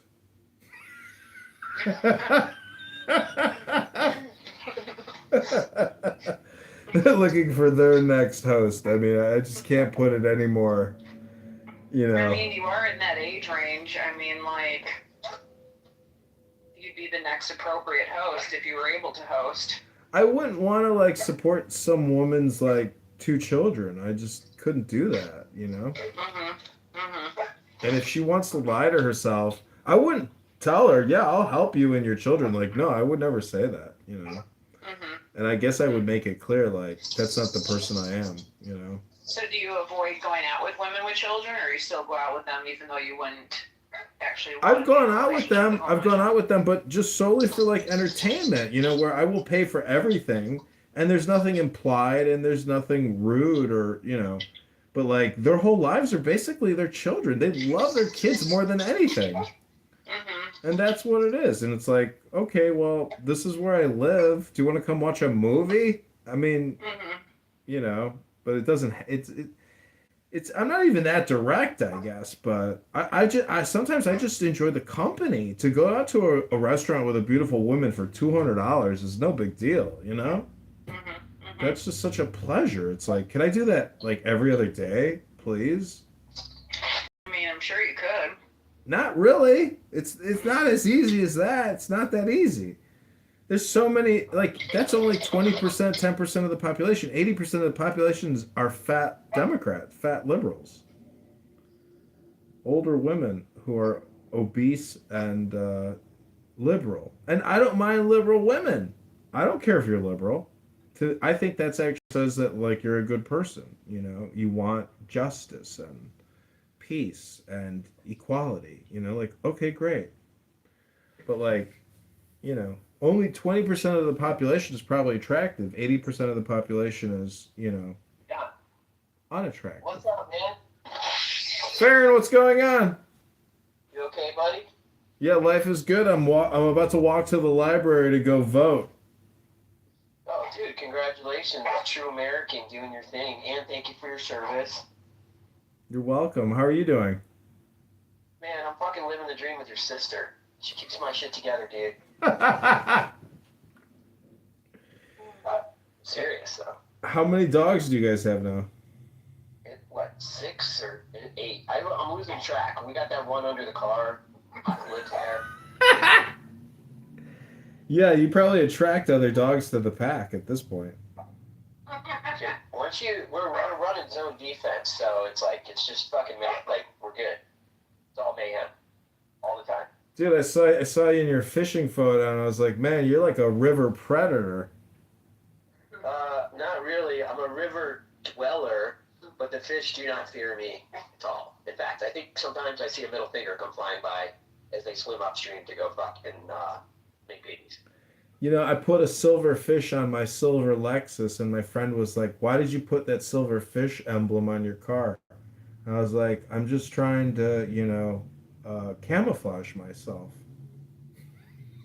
I don't get that, but It's a religious thing, isn't it? Yeah, it's like a Christian thing. So it's like if somebody sees my bumper, it's like, don't get angry, you know, like look at my symbol and be at peace. That, and then a Trump sticker, and then also an Obama sticker, and a Hillary sticker, all like right next to each other, and people will just be like, fucking syntax error. What is wrong? They will, yeah. They'll their head will explode at that point. People won't know what to do. I just talked to Daniela Choates, and she was at the nail salon getting her hair done or something. And Oh, wow. she's like, I can't say much because I'm in an environment where if I say the wrong thing, it could be problematic. It could be problematic for me. What was you talking about? Iran. Oh. Yeah. It's intense, you know? Killing people is intense. Yeah. Saw a video of this Iranian like commander grabbing these children by the necks and dragging them through the streets because he was afraid about getting hit with a drone. Oh man. I mean, I haven't seen like any content from there. You know your life has gone pretty far out when you're dragging children through the street because a drone is about to blow you up. Yeah. That's pretty intense, you know? That is crazy. Wild. I talked to Danielle Kitover maybe like 2 weeks ago. How's she doing? She's good. She I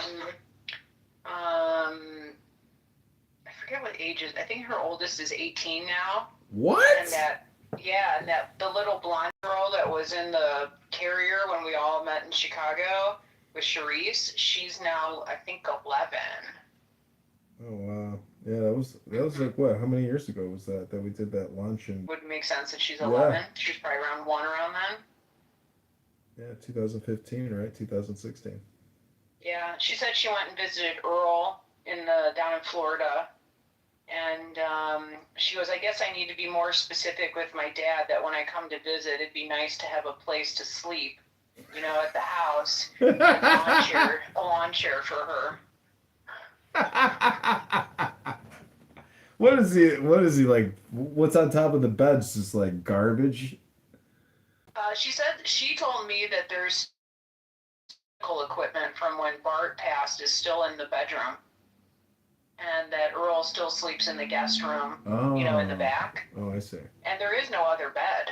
So, unless Earl bought one, but it doesn't sound like it. No one probably wanted to sleep in the medical bed that Bart died in, I'm guessing. Oh, well, why don't they just clear the medical stuff out and sleep in the bed? No, I don't know. I didn't ask, but, Linda died in that bed. I just don't think anybody wants to crawl in a bed that someone died in. I have shat in a bed, I have puked in a bed, and you told me one time, just flip the mattress. I was like, that's genius! I never thought of that! So every mattress has two lives. Some don't. Some of them, they kind of make this. I know. That's true. Yeah, it's not. They used to always be. Now sometimes they're not. That's true. But anyways, I've slept on that. Remember they had the pull-out couch in the third bedroom. I must have slept on that thing. Oh yeah. Oh my God! I would wake up with like horrible pain in my back. You slept on a metal bar. So I got rid of that couch and I bought a brand new queen bed to get delivered to go into that room because Earl had taken over the room that I normally stay in. The one in the back, and I refused to sleep on that couch after so much pain. So I ordered a new bed, and then when I moved, I was like, fuck you, I'm not leaving this mattress for Earl. It was like $1,000 or something. Oh, shit. So I called Roberta, who I had reconnected with that lived nearby, and I was like, dude, do you want a brand new queen mattress? She was like, oh my God, yes. And I was like, Roberta Miller? So she came over and took the mattress. Roberta Miller? Yeah. Oh my God. Yeah. I actually just talked to her like 5 days ago. How's she doing? She's good. She still lives in Florida. Her and her husband bought a house. Leah lives in a suburb of Chicago and is super happy there. Oh, good.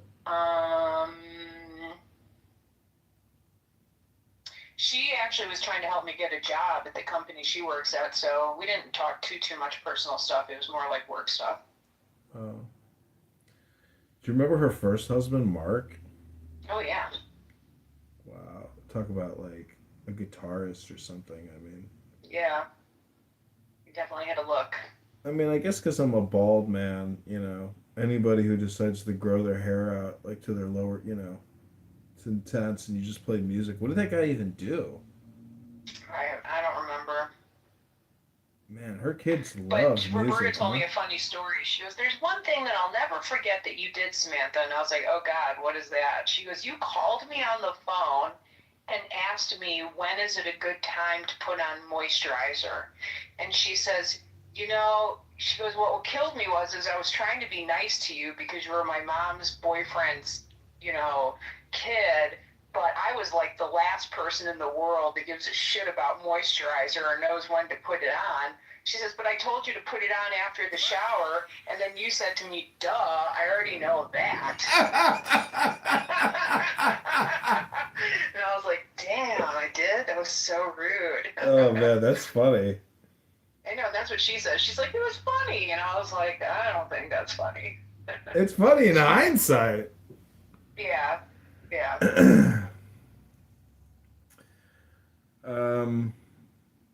Yeah, well, anyways, what are you guys doing this week?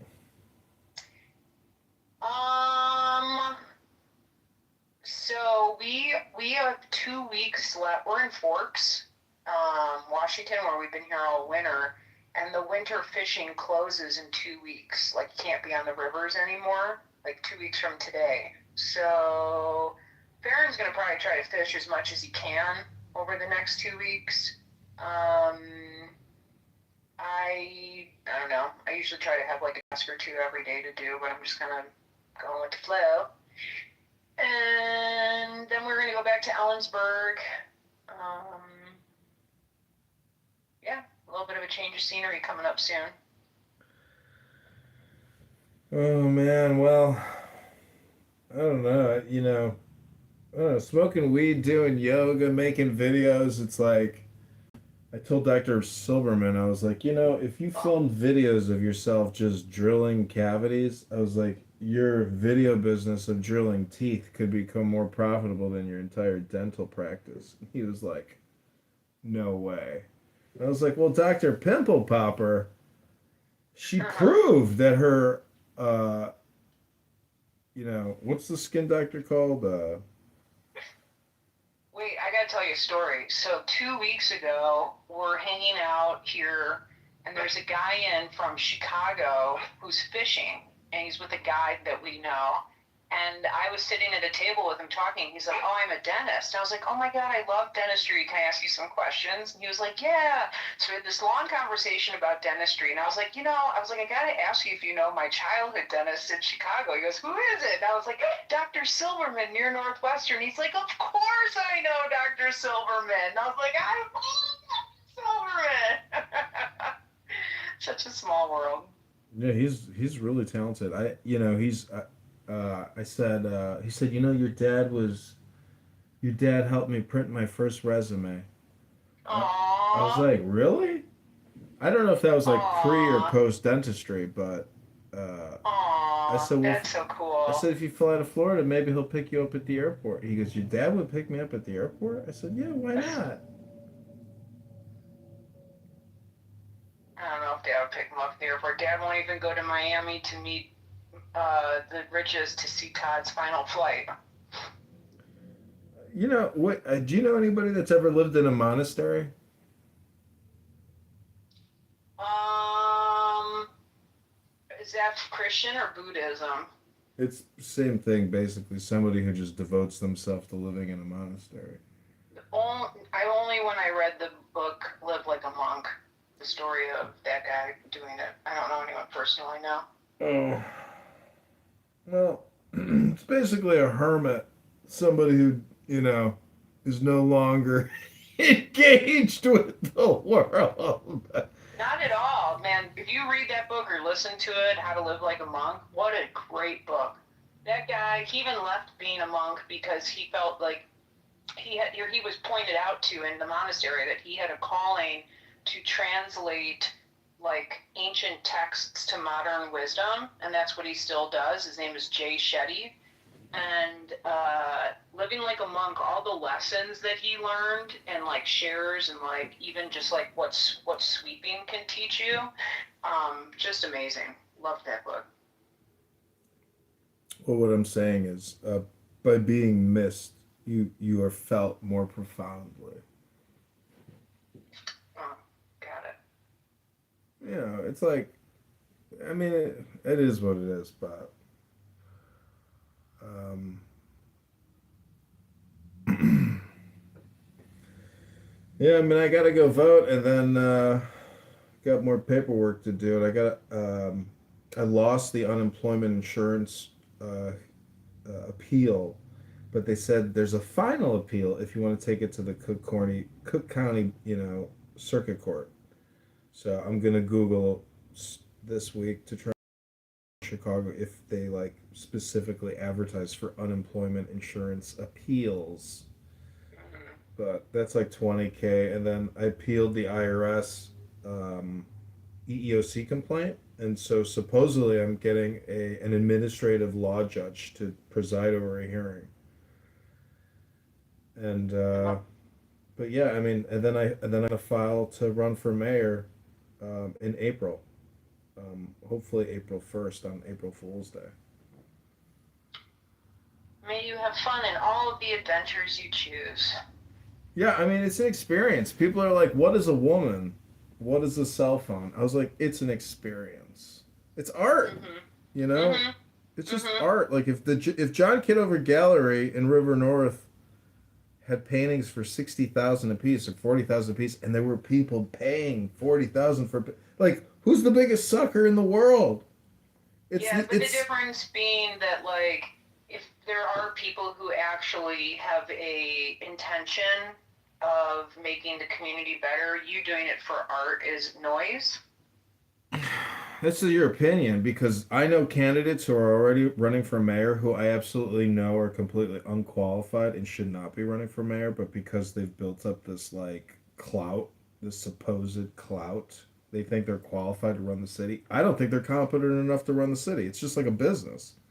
They're not competent. And so to say that I'm not competent to run this business when I know other candidates 100% are completely out of it, like they're old, like they're too old and they are literally just, socially woke propagandists. And that's really not what the city needs. So to say that I'm less qualified is laughable in my opinion. It's my opinion, just like your Yeah, opinion. yeah, yeah, Yeah. yeah. It's an opinion. So the thing is, that's what my art is. It's forcing the question of, like, even if we were to automate governance on AI, like that would be better than what we have now. I think. That's a dog explosion. I hear you. Because the whole thing is like quid pro quo. Like the developers who donate to the mayor get $300 million, $3 billion in government subsidy. It's like AI could AI would basically level the playing field for we the people. So like that's my opinion, but that's the type of thing I want to put out there, because to me it's just like a communication art project.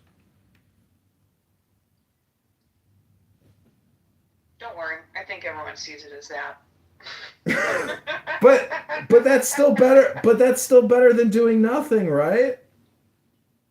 Uh, yeah, man. If you're happy and you feel safe and secure and stuff, yeah. I know. I I mean, it guess it's seems like a like screw thing. pleasurable over like necessity. That's for sure.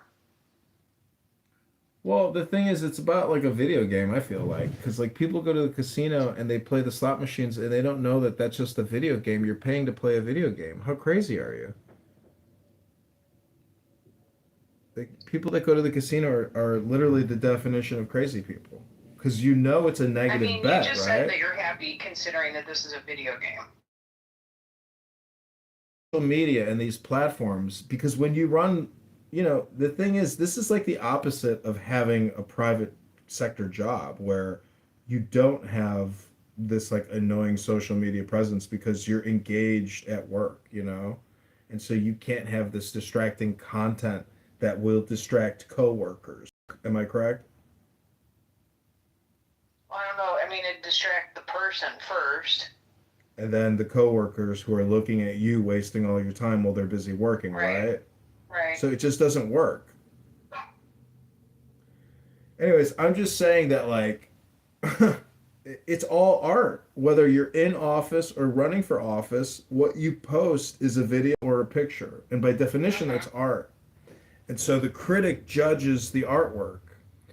Um, so as a Chicago resident, But I mean, most people would be questioning if it's profitable for you, and most people would assume that this is nothing but an expense.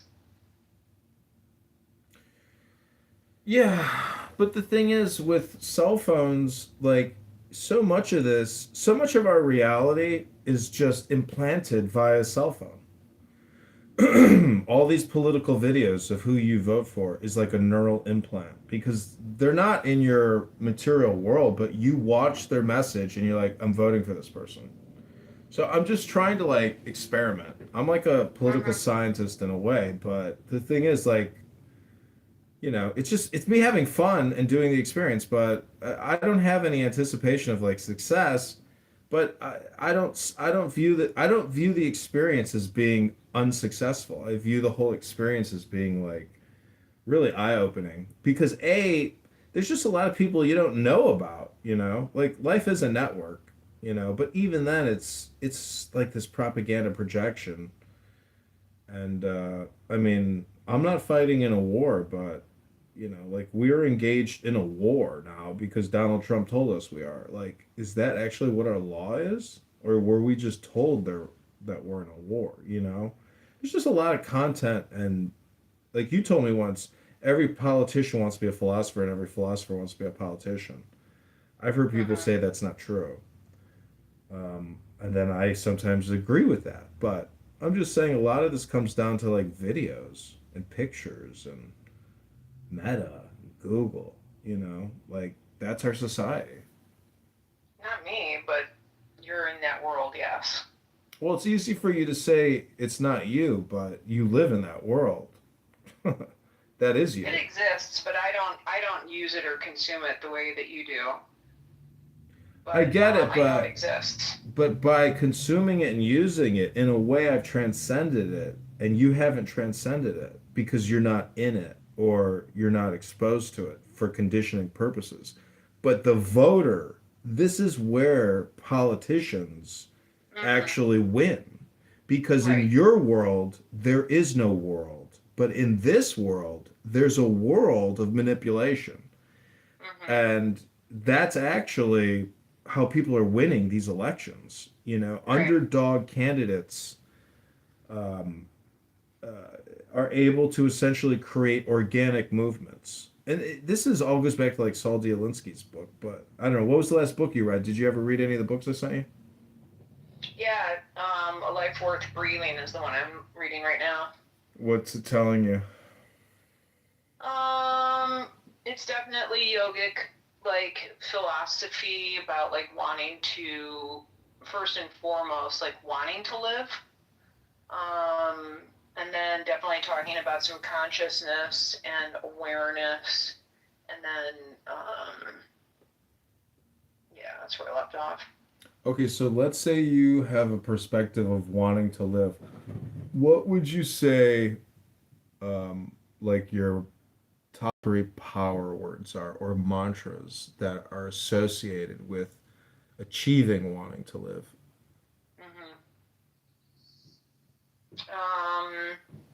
Paying attention.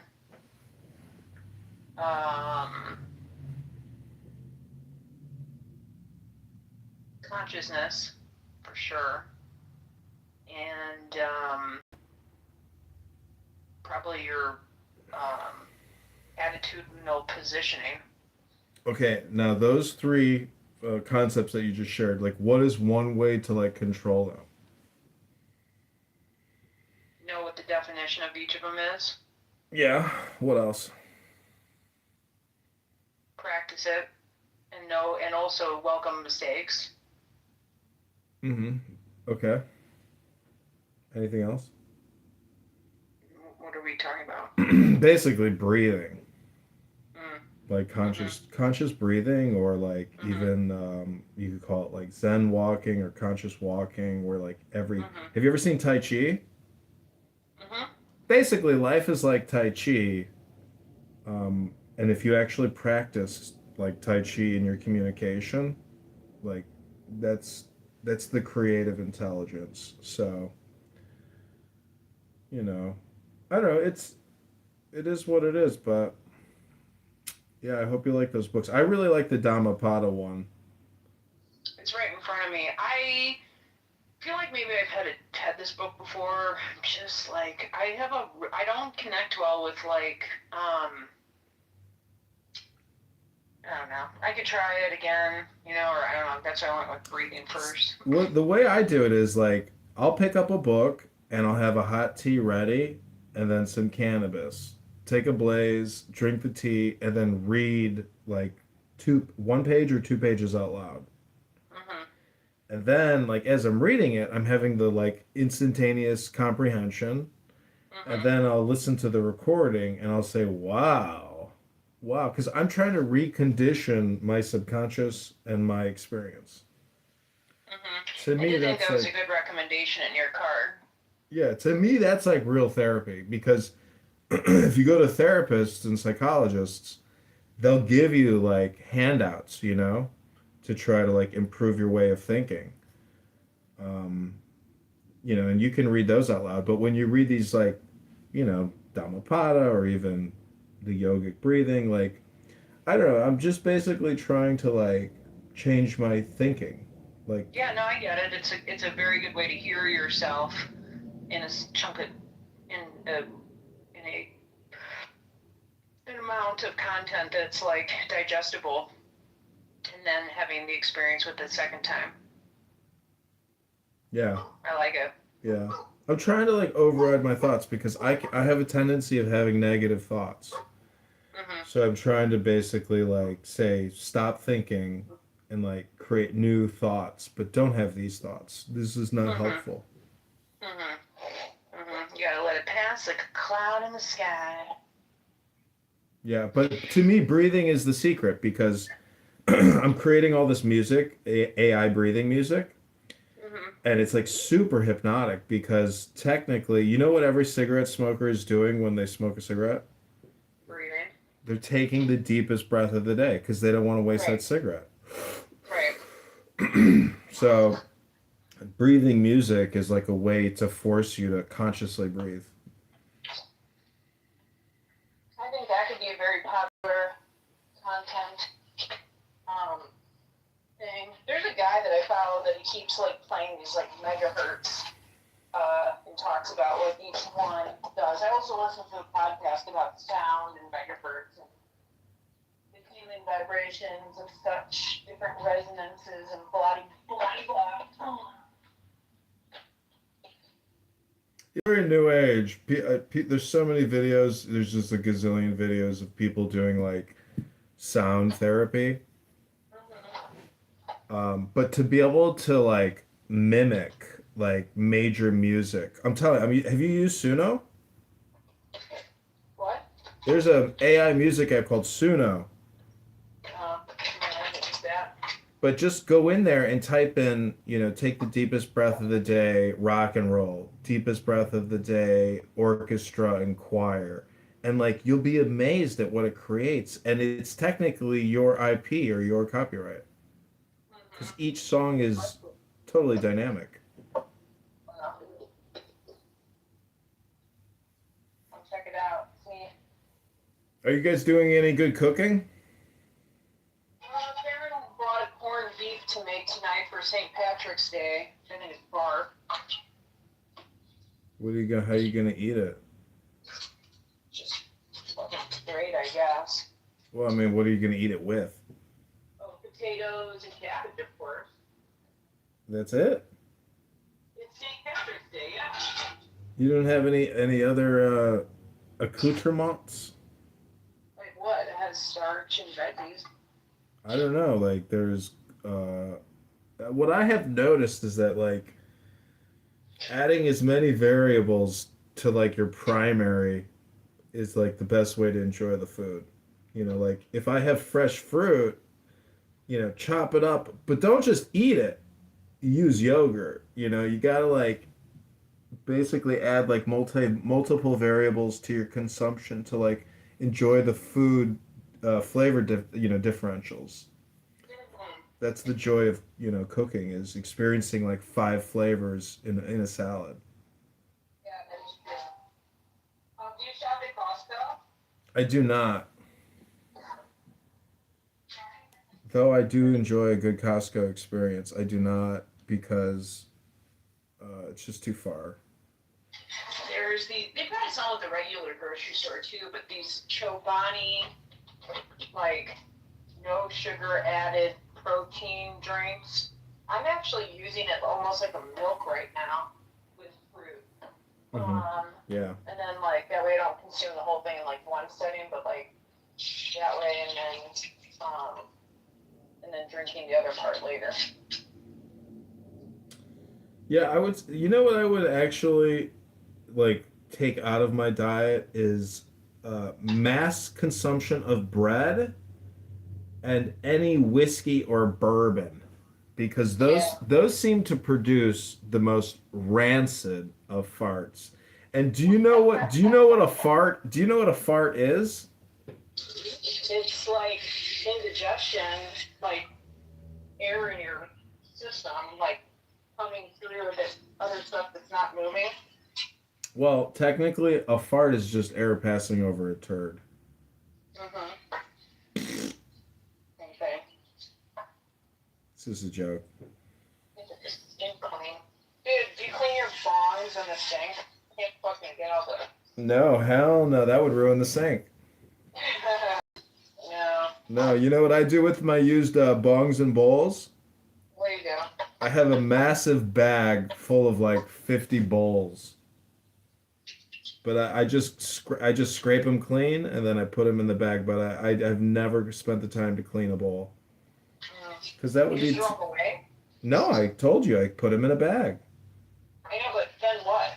Oh, what I want to do is buy a coffee table and then I want to clean them all and then place them on the coffee table and then pour acrylic over it and make it like and permanently entomb them all in a coffee table glaze.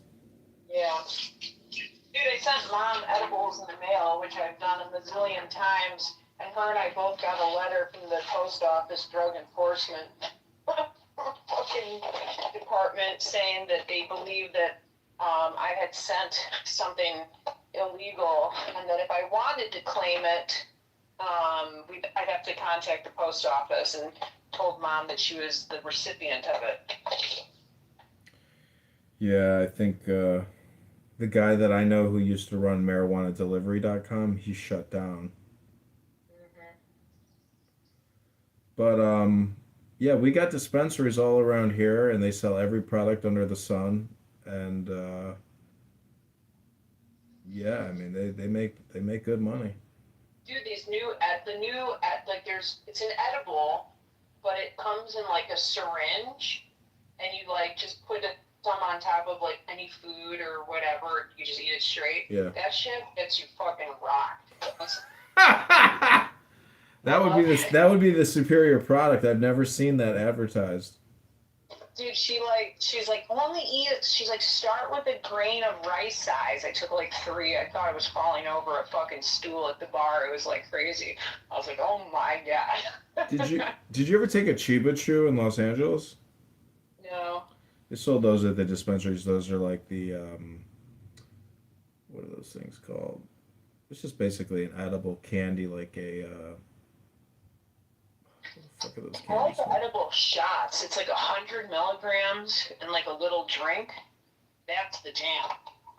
Yeah, I see people buying those actually at the dispensaries now as the beverages, but like I would hope that it's high concentrate. But if you could do a syringe, basically, if I drugged one of my dogs with hash one time, and that dog stared at the sliding glass door and drooled for about 2 hours. Yeah. So that dog was completely like zonked.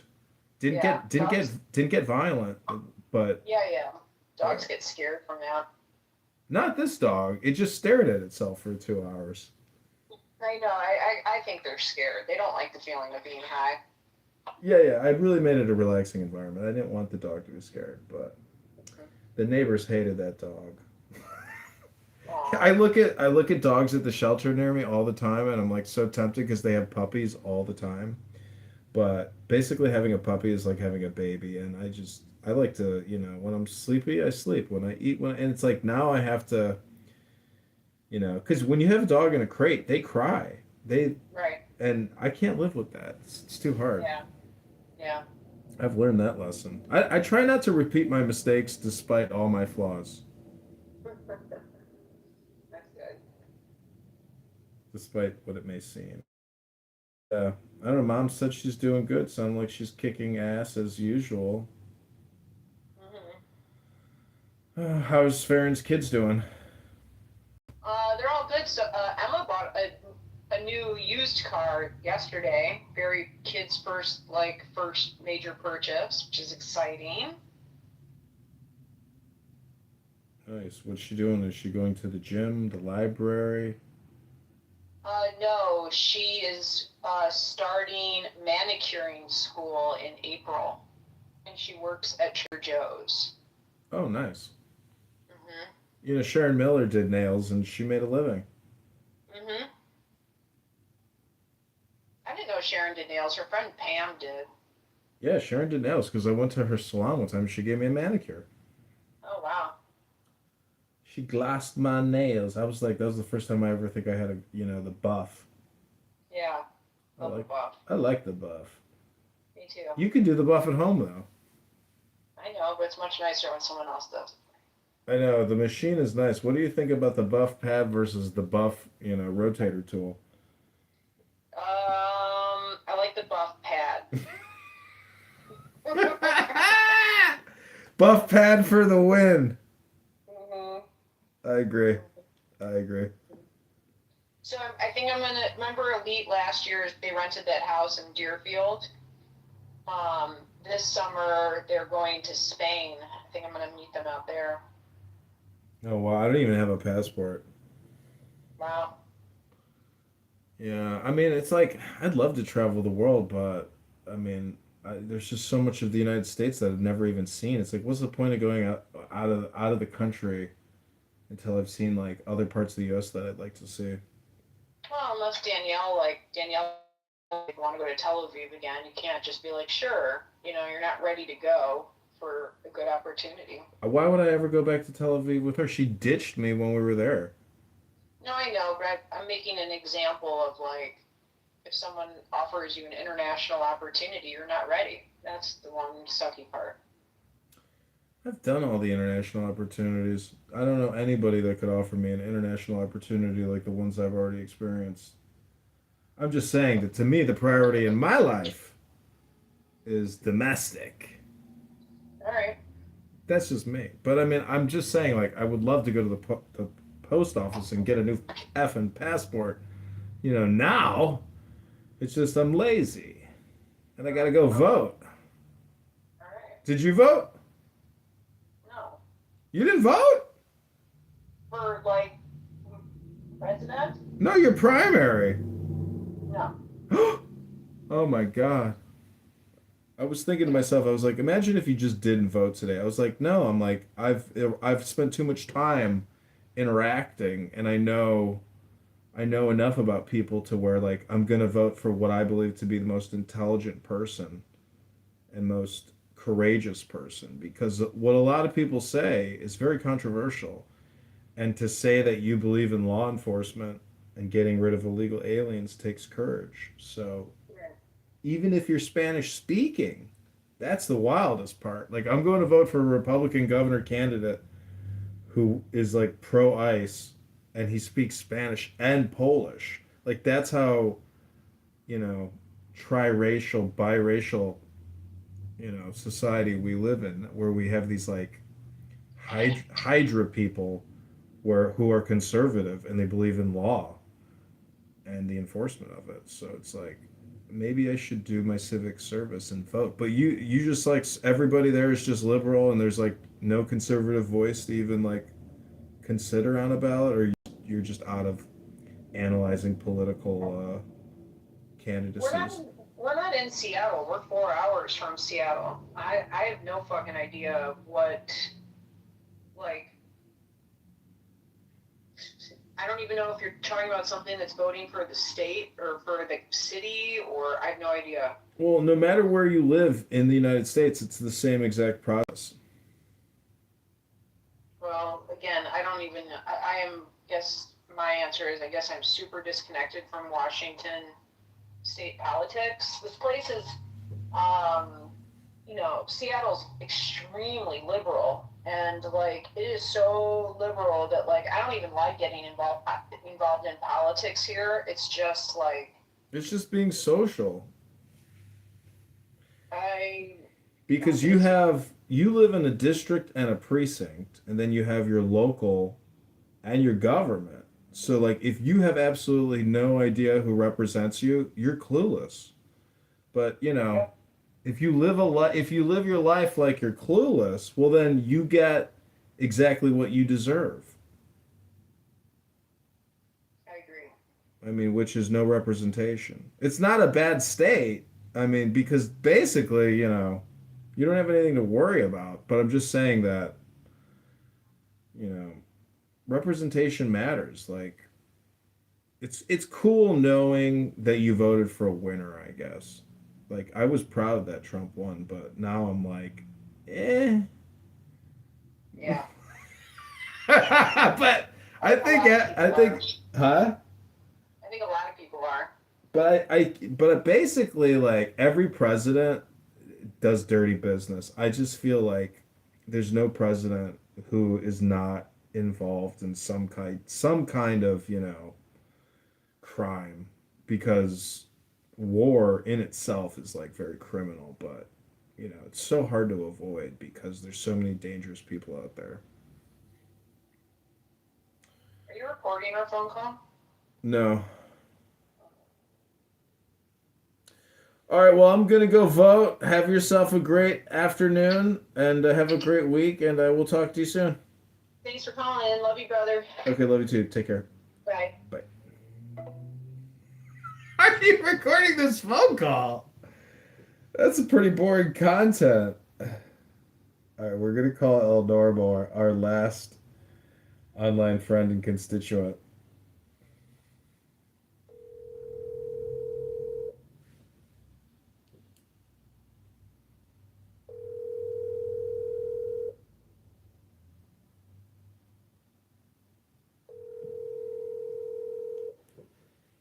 Your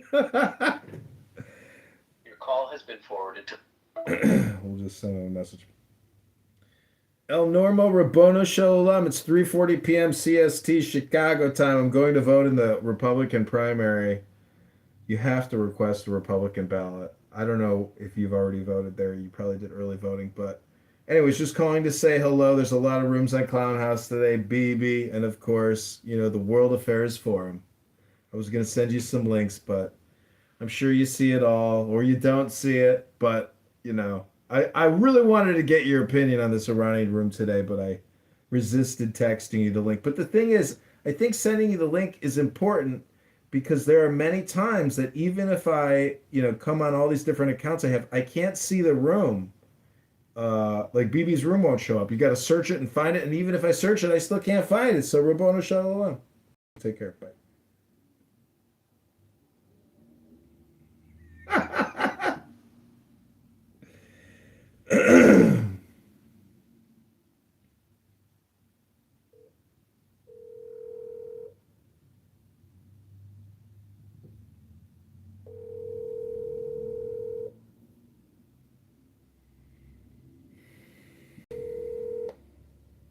Yo, my nigga. Hey, Rabbona Shalom. I'm sorry, my sister was on the other line, and she was like, at the very end of our call, she goes, "Are you recording this phone call?" I was listening to that thinking, like, this would make a good podcast. This is like the Zach's Mom podcast, essentially. It's just listening to a guy talk to his sister. See, this is, like if I were to say, yeah, I'm recording this call, it would have gaslit her. So I just lied for the sake of expediency.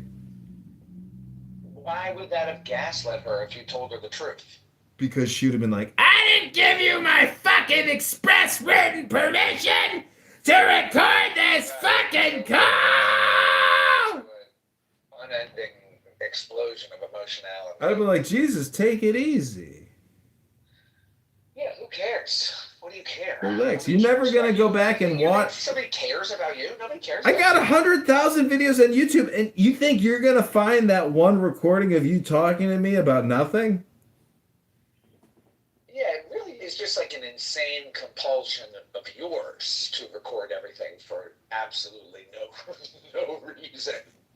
Well, it's but not. It doesn't upset me.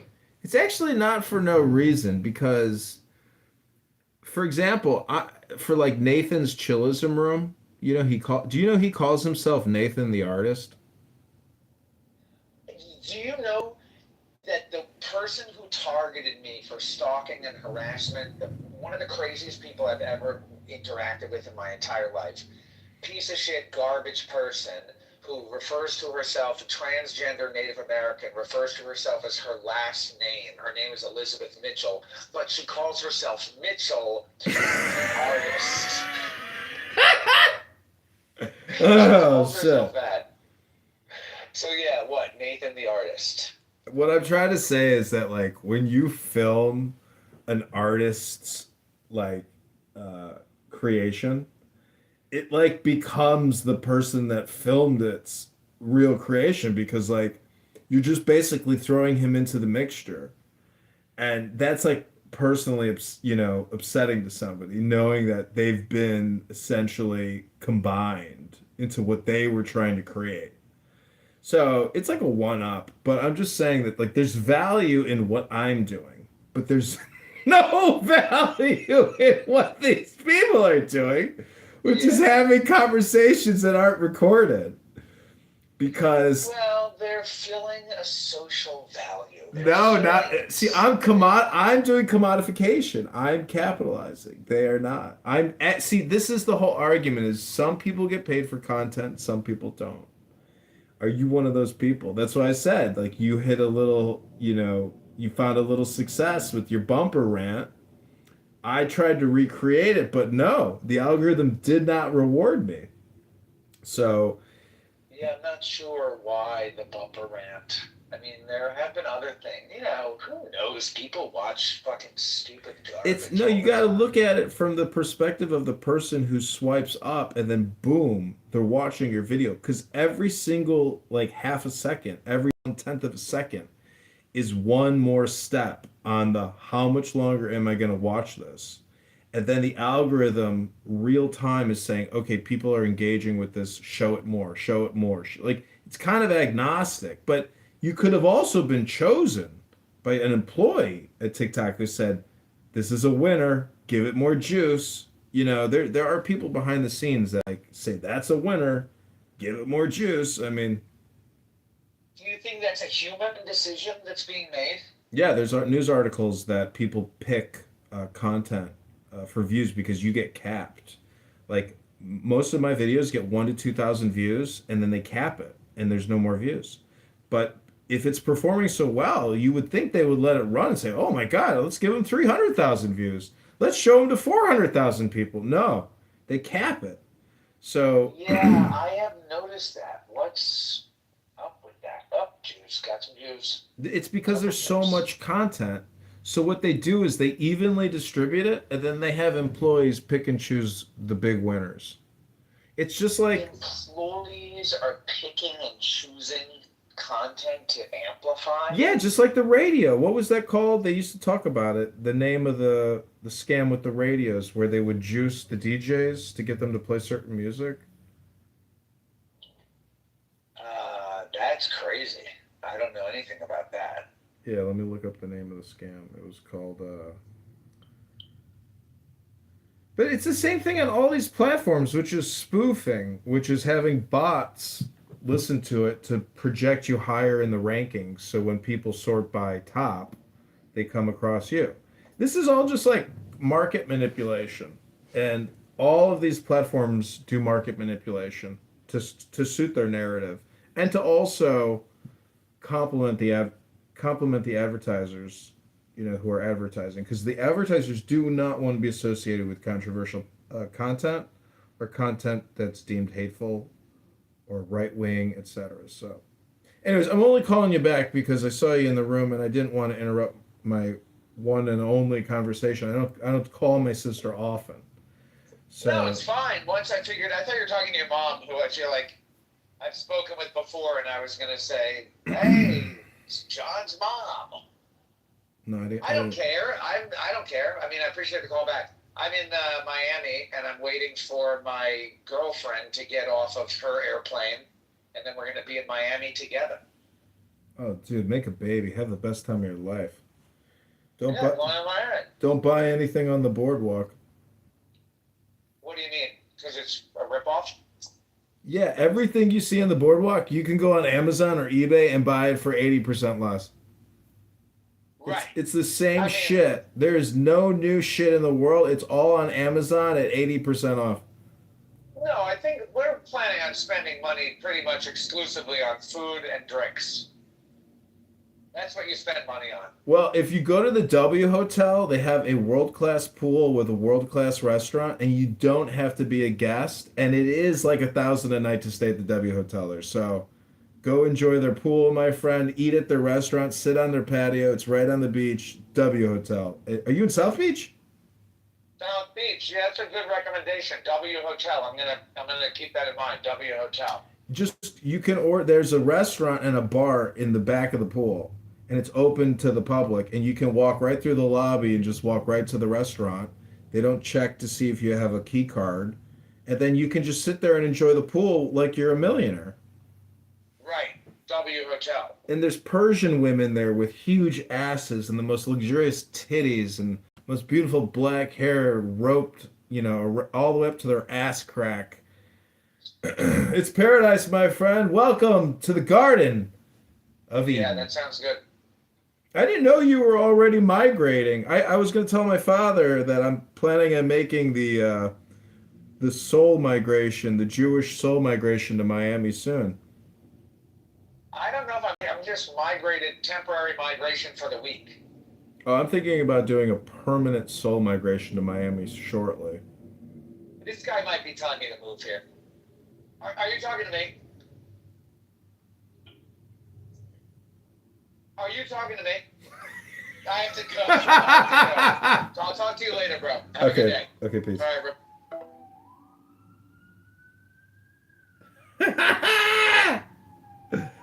All right, we're gonna call Scott up here. This is kind of like a year-long art project culmination, calling all the people.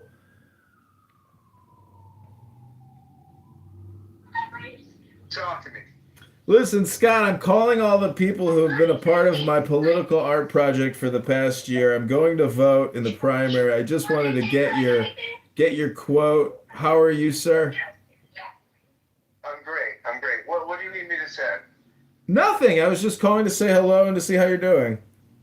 I'm great. I'm all Kitover all day long. All right, JohnForCongress.com. We're headed to the ballot. Rabbono Shel Olam. Talk to you soon. Okay, take care. Bye. John Kitover all the time. Some people are all in. But I wanted to get Max's quote on who he's voting for governor.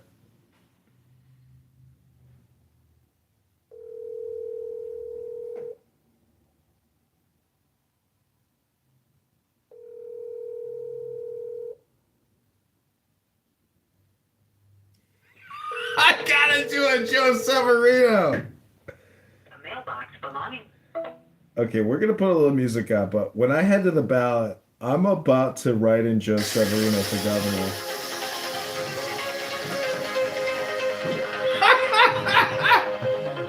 Only your mouth shall drink of a delicious wine. No. The wine of Iacchus. To the heavenly kiss of the beautiful God. 33. I reveal unto you a great mystery. Ye stand between the abyss of height and the abyss of depth. 34. In either awaits you a companion, and that companion is yourself. 35. You can have no other companion. 35. Many have arisen, being wise. They have said, seek out the glittering image in the place ever golden, and unite yourselves with it. 35. Many have arisen, being foolish. They have said, stoop down unto the darkly splendid world, and be wedded to it. Blind creature of the slime. 35. I who am beyond wisdom and folly, arise and say unto you, achieve both weddings, unite yourselves with both. 39. Beware! Beware! I say, lest ye seek after the one and lose the other. 40. My dead stand upright, their head above the heavens, their feet below the hells. 40 man. But since one is naturally attracted to the angel, another to the demon, let the first strengthen the lower link, the last attach more firmly to the higher. 42.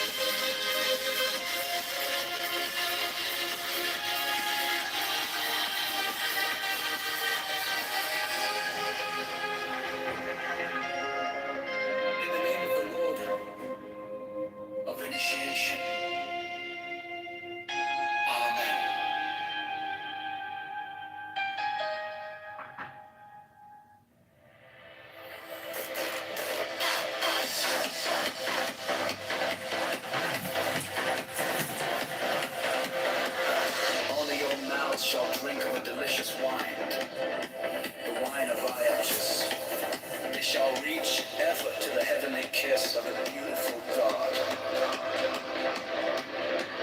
33, I reveal unto you a great mystery. Yea, stand between the abyss of heights and the abyss of death.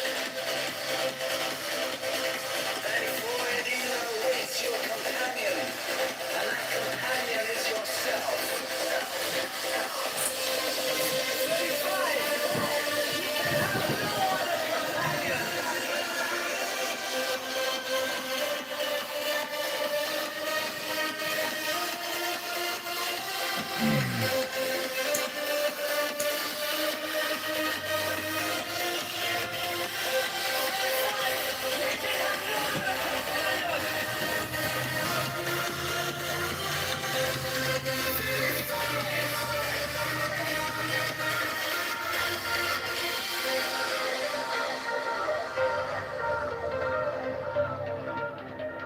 Many have arisen, being wise.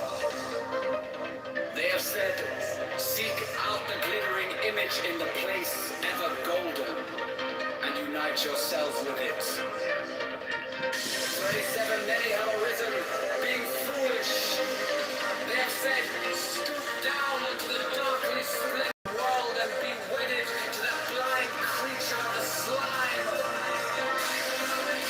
38, I who am beyond wisdom and folly arise and say unto you, achieve those winning.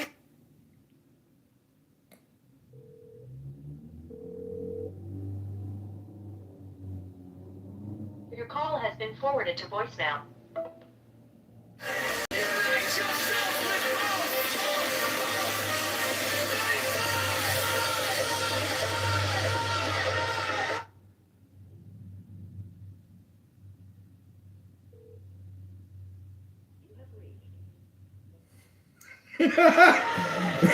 Straight to voicemail.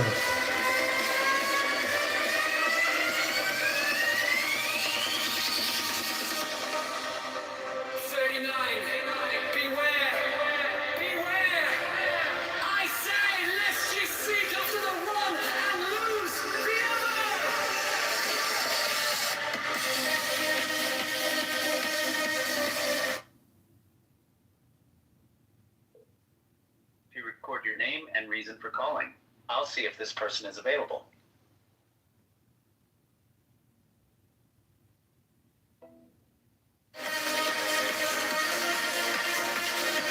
Jamil! Jamil, I was sending you a message to find out if you're voting today for Republican governor. Go vote for Ted Dabrowski or Walter Adamczyk for Secretary of State. Hope you're well and your family's well, and hope you're having a great new year. And Abu Jamil is well, and all your family members are well. Talk to you soon. Bye.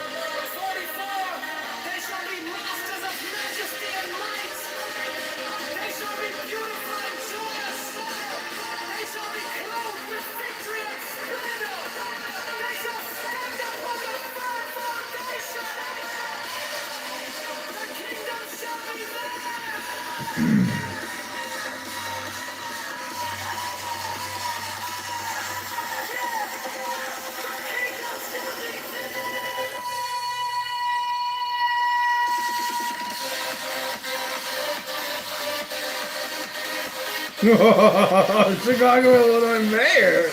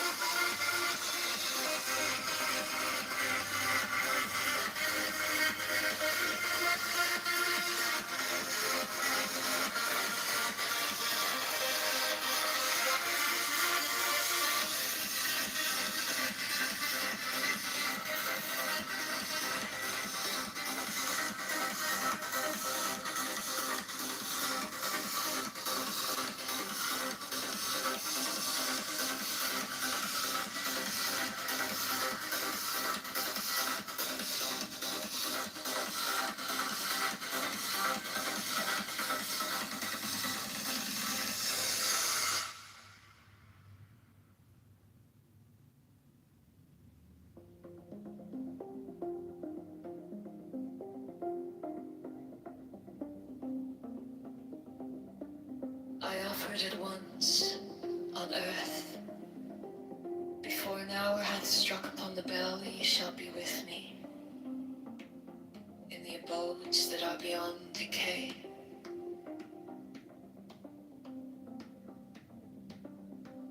Thirty-one also I give you power earthly, and joy earthly, wealth and health and length of days.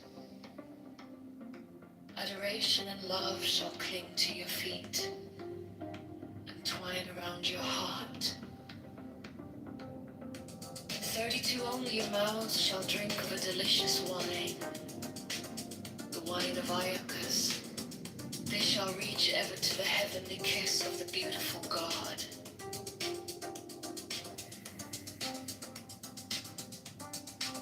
33 I reveal unto you a great mystery. Ye stand between the abyss of height and the abyss of depth. 34 night awaits your companion, and that companion is yourself. 35 ye can have no other companion.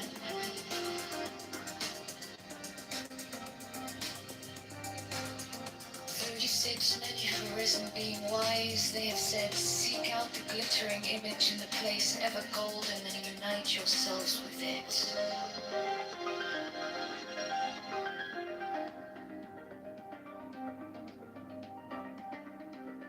37 many have arisen being foolish. They have said, stoop down unto the darkly splendid world and be wedded to that blind creature of the slime.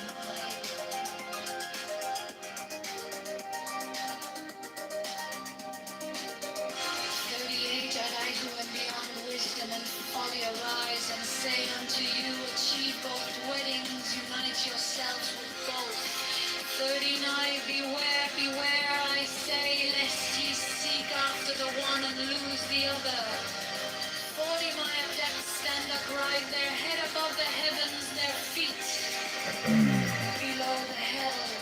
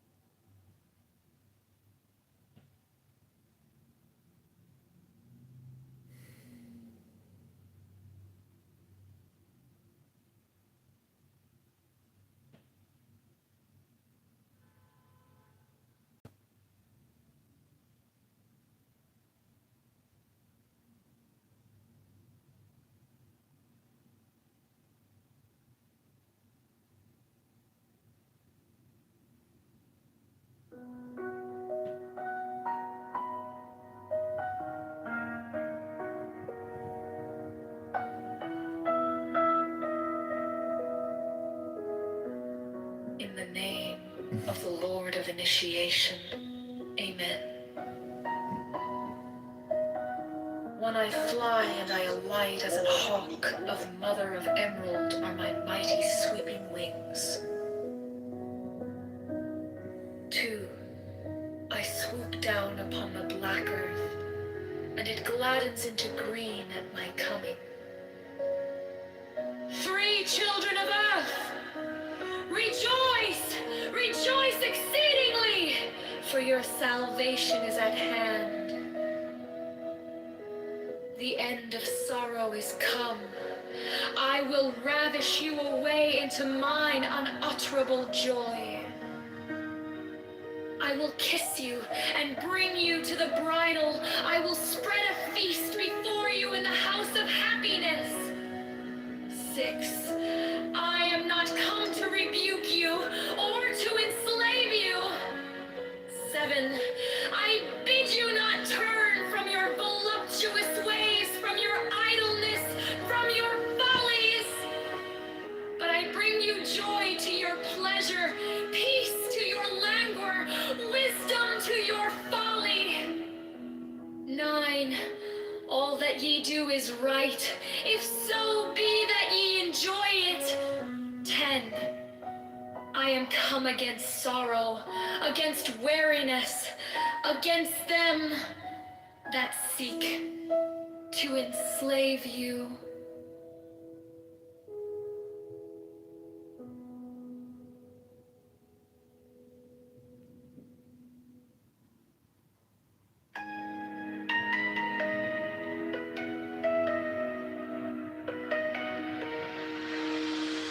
Be thou therefore prompt and active as the sylphs, but avoid frivolity and caprice.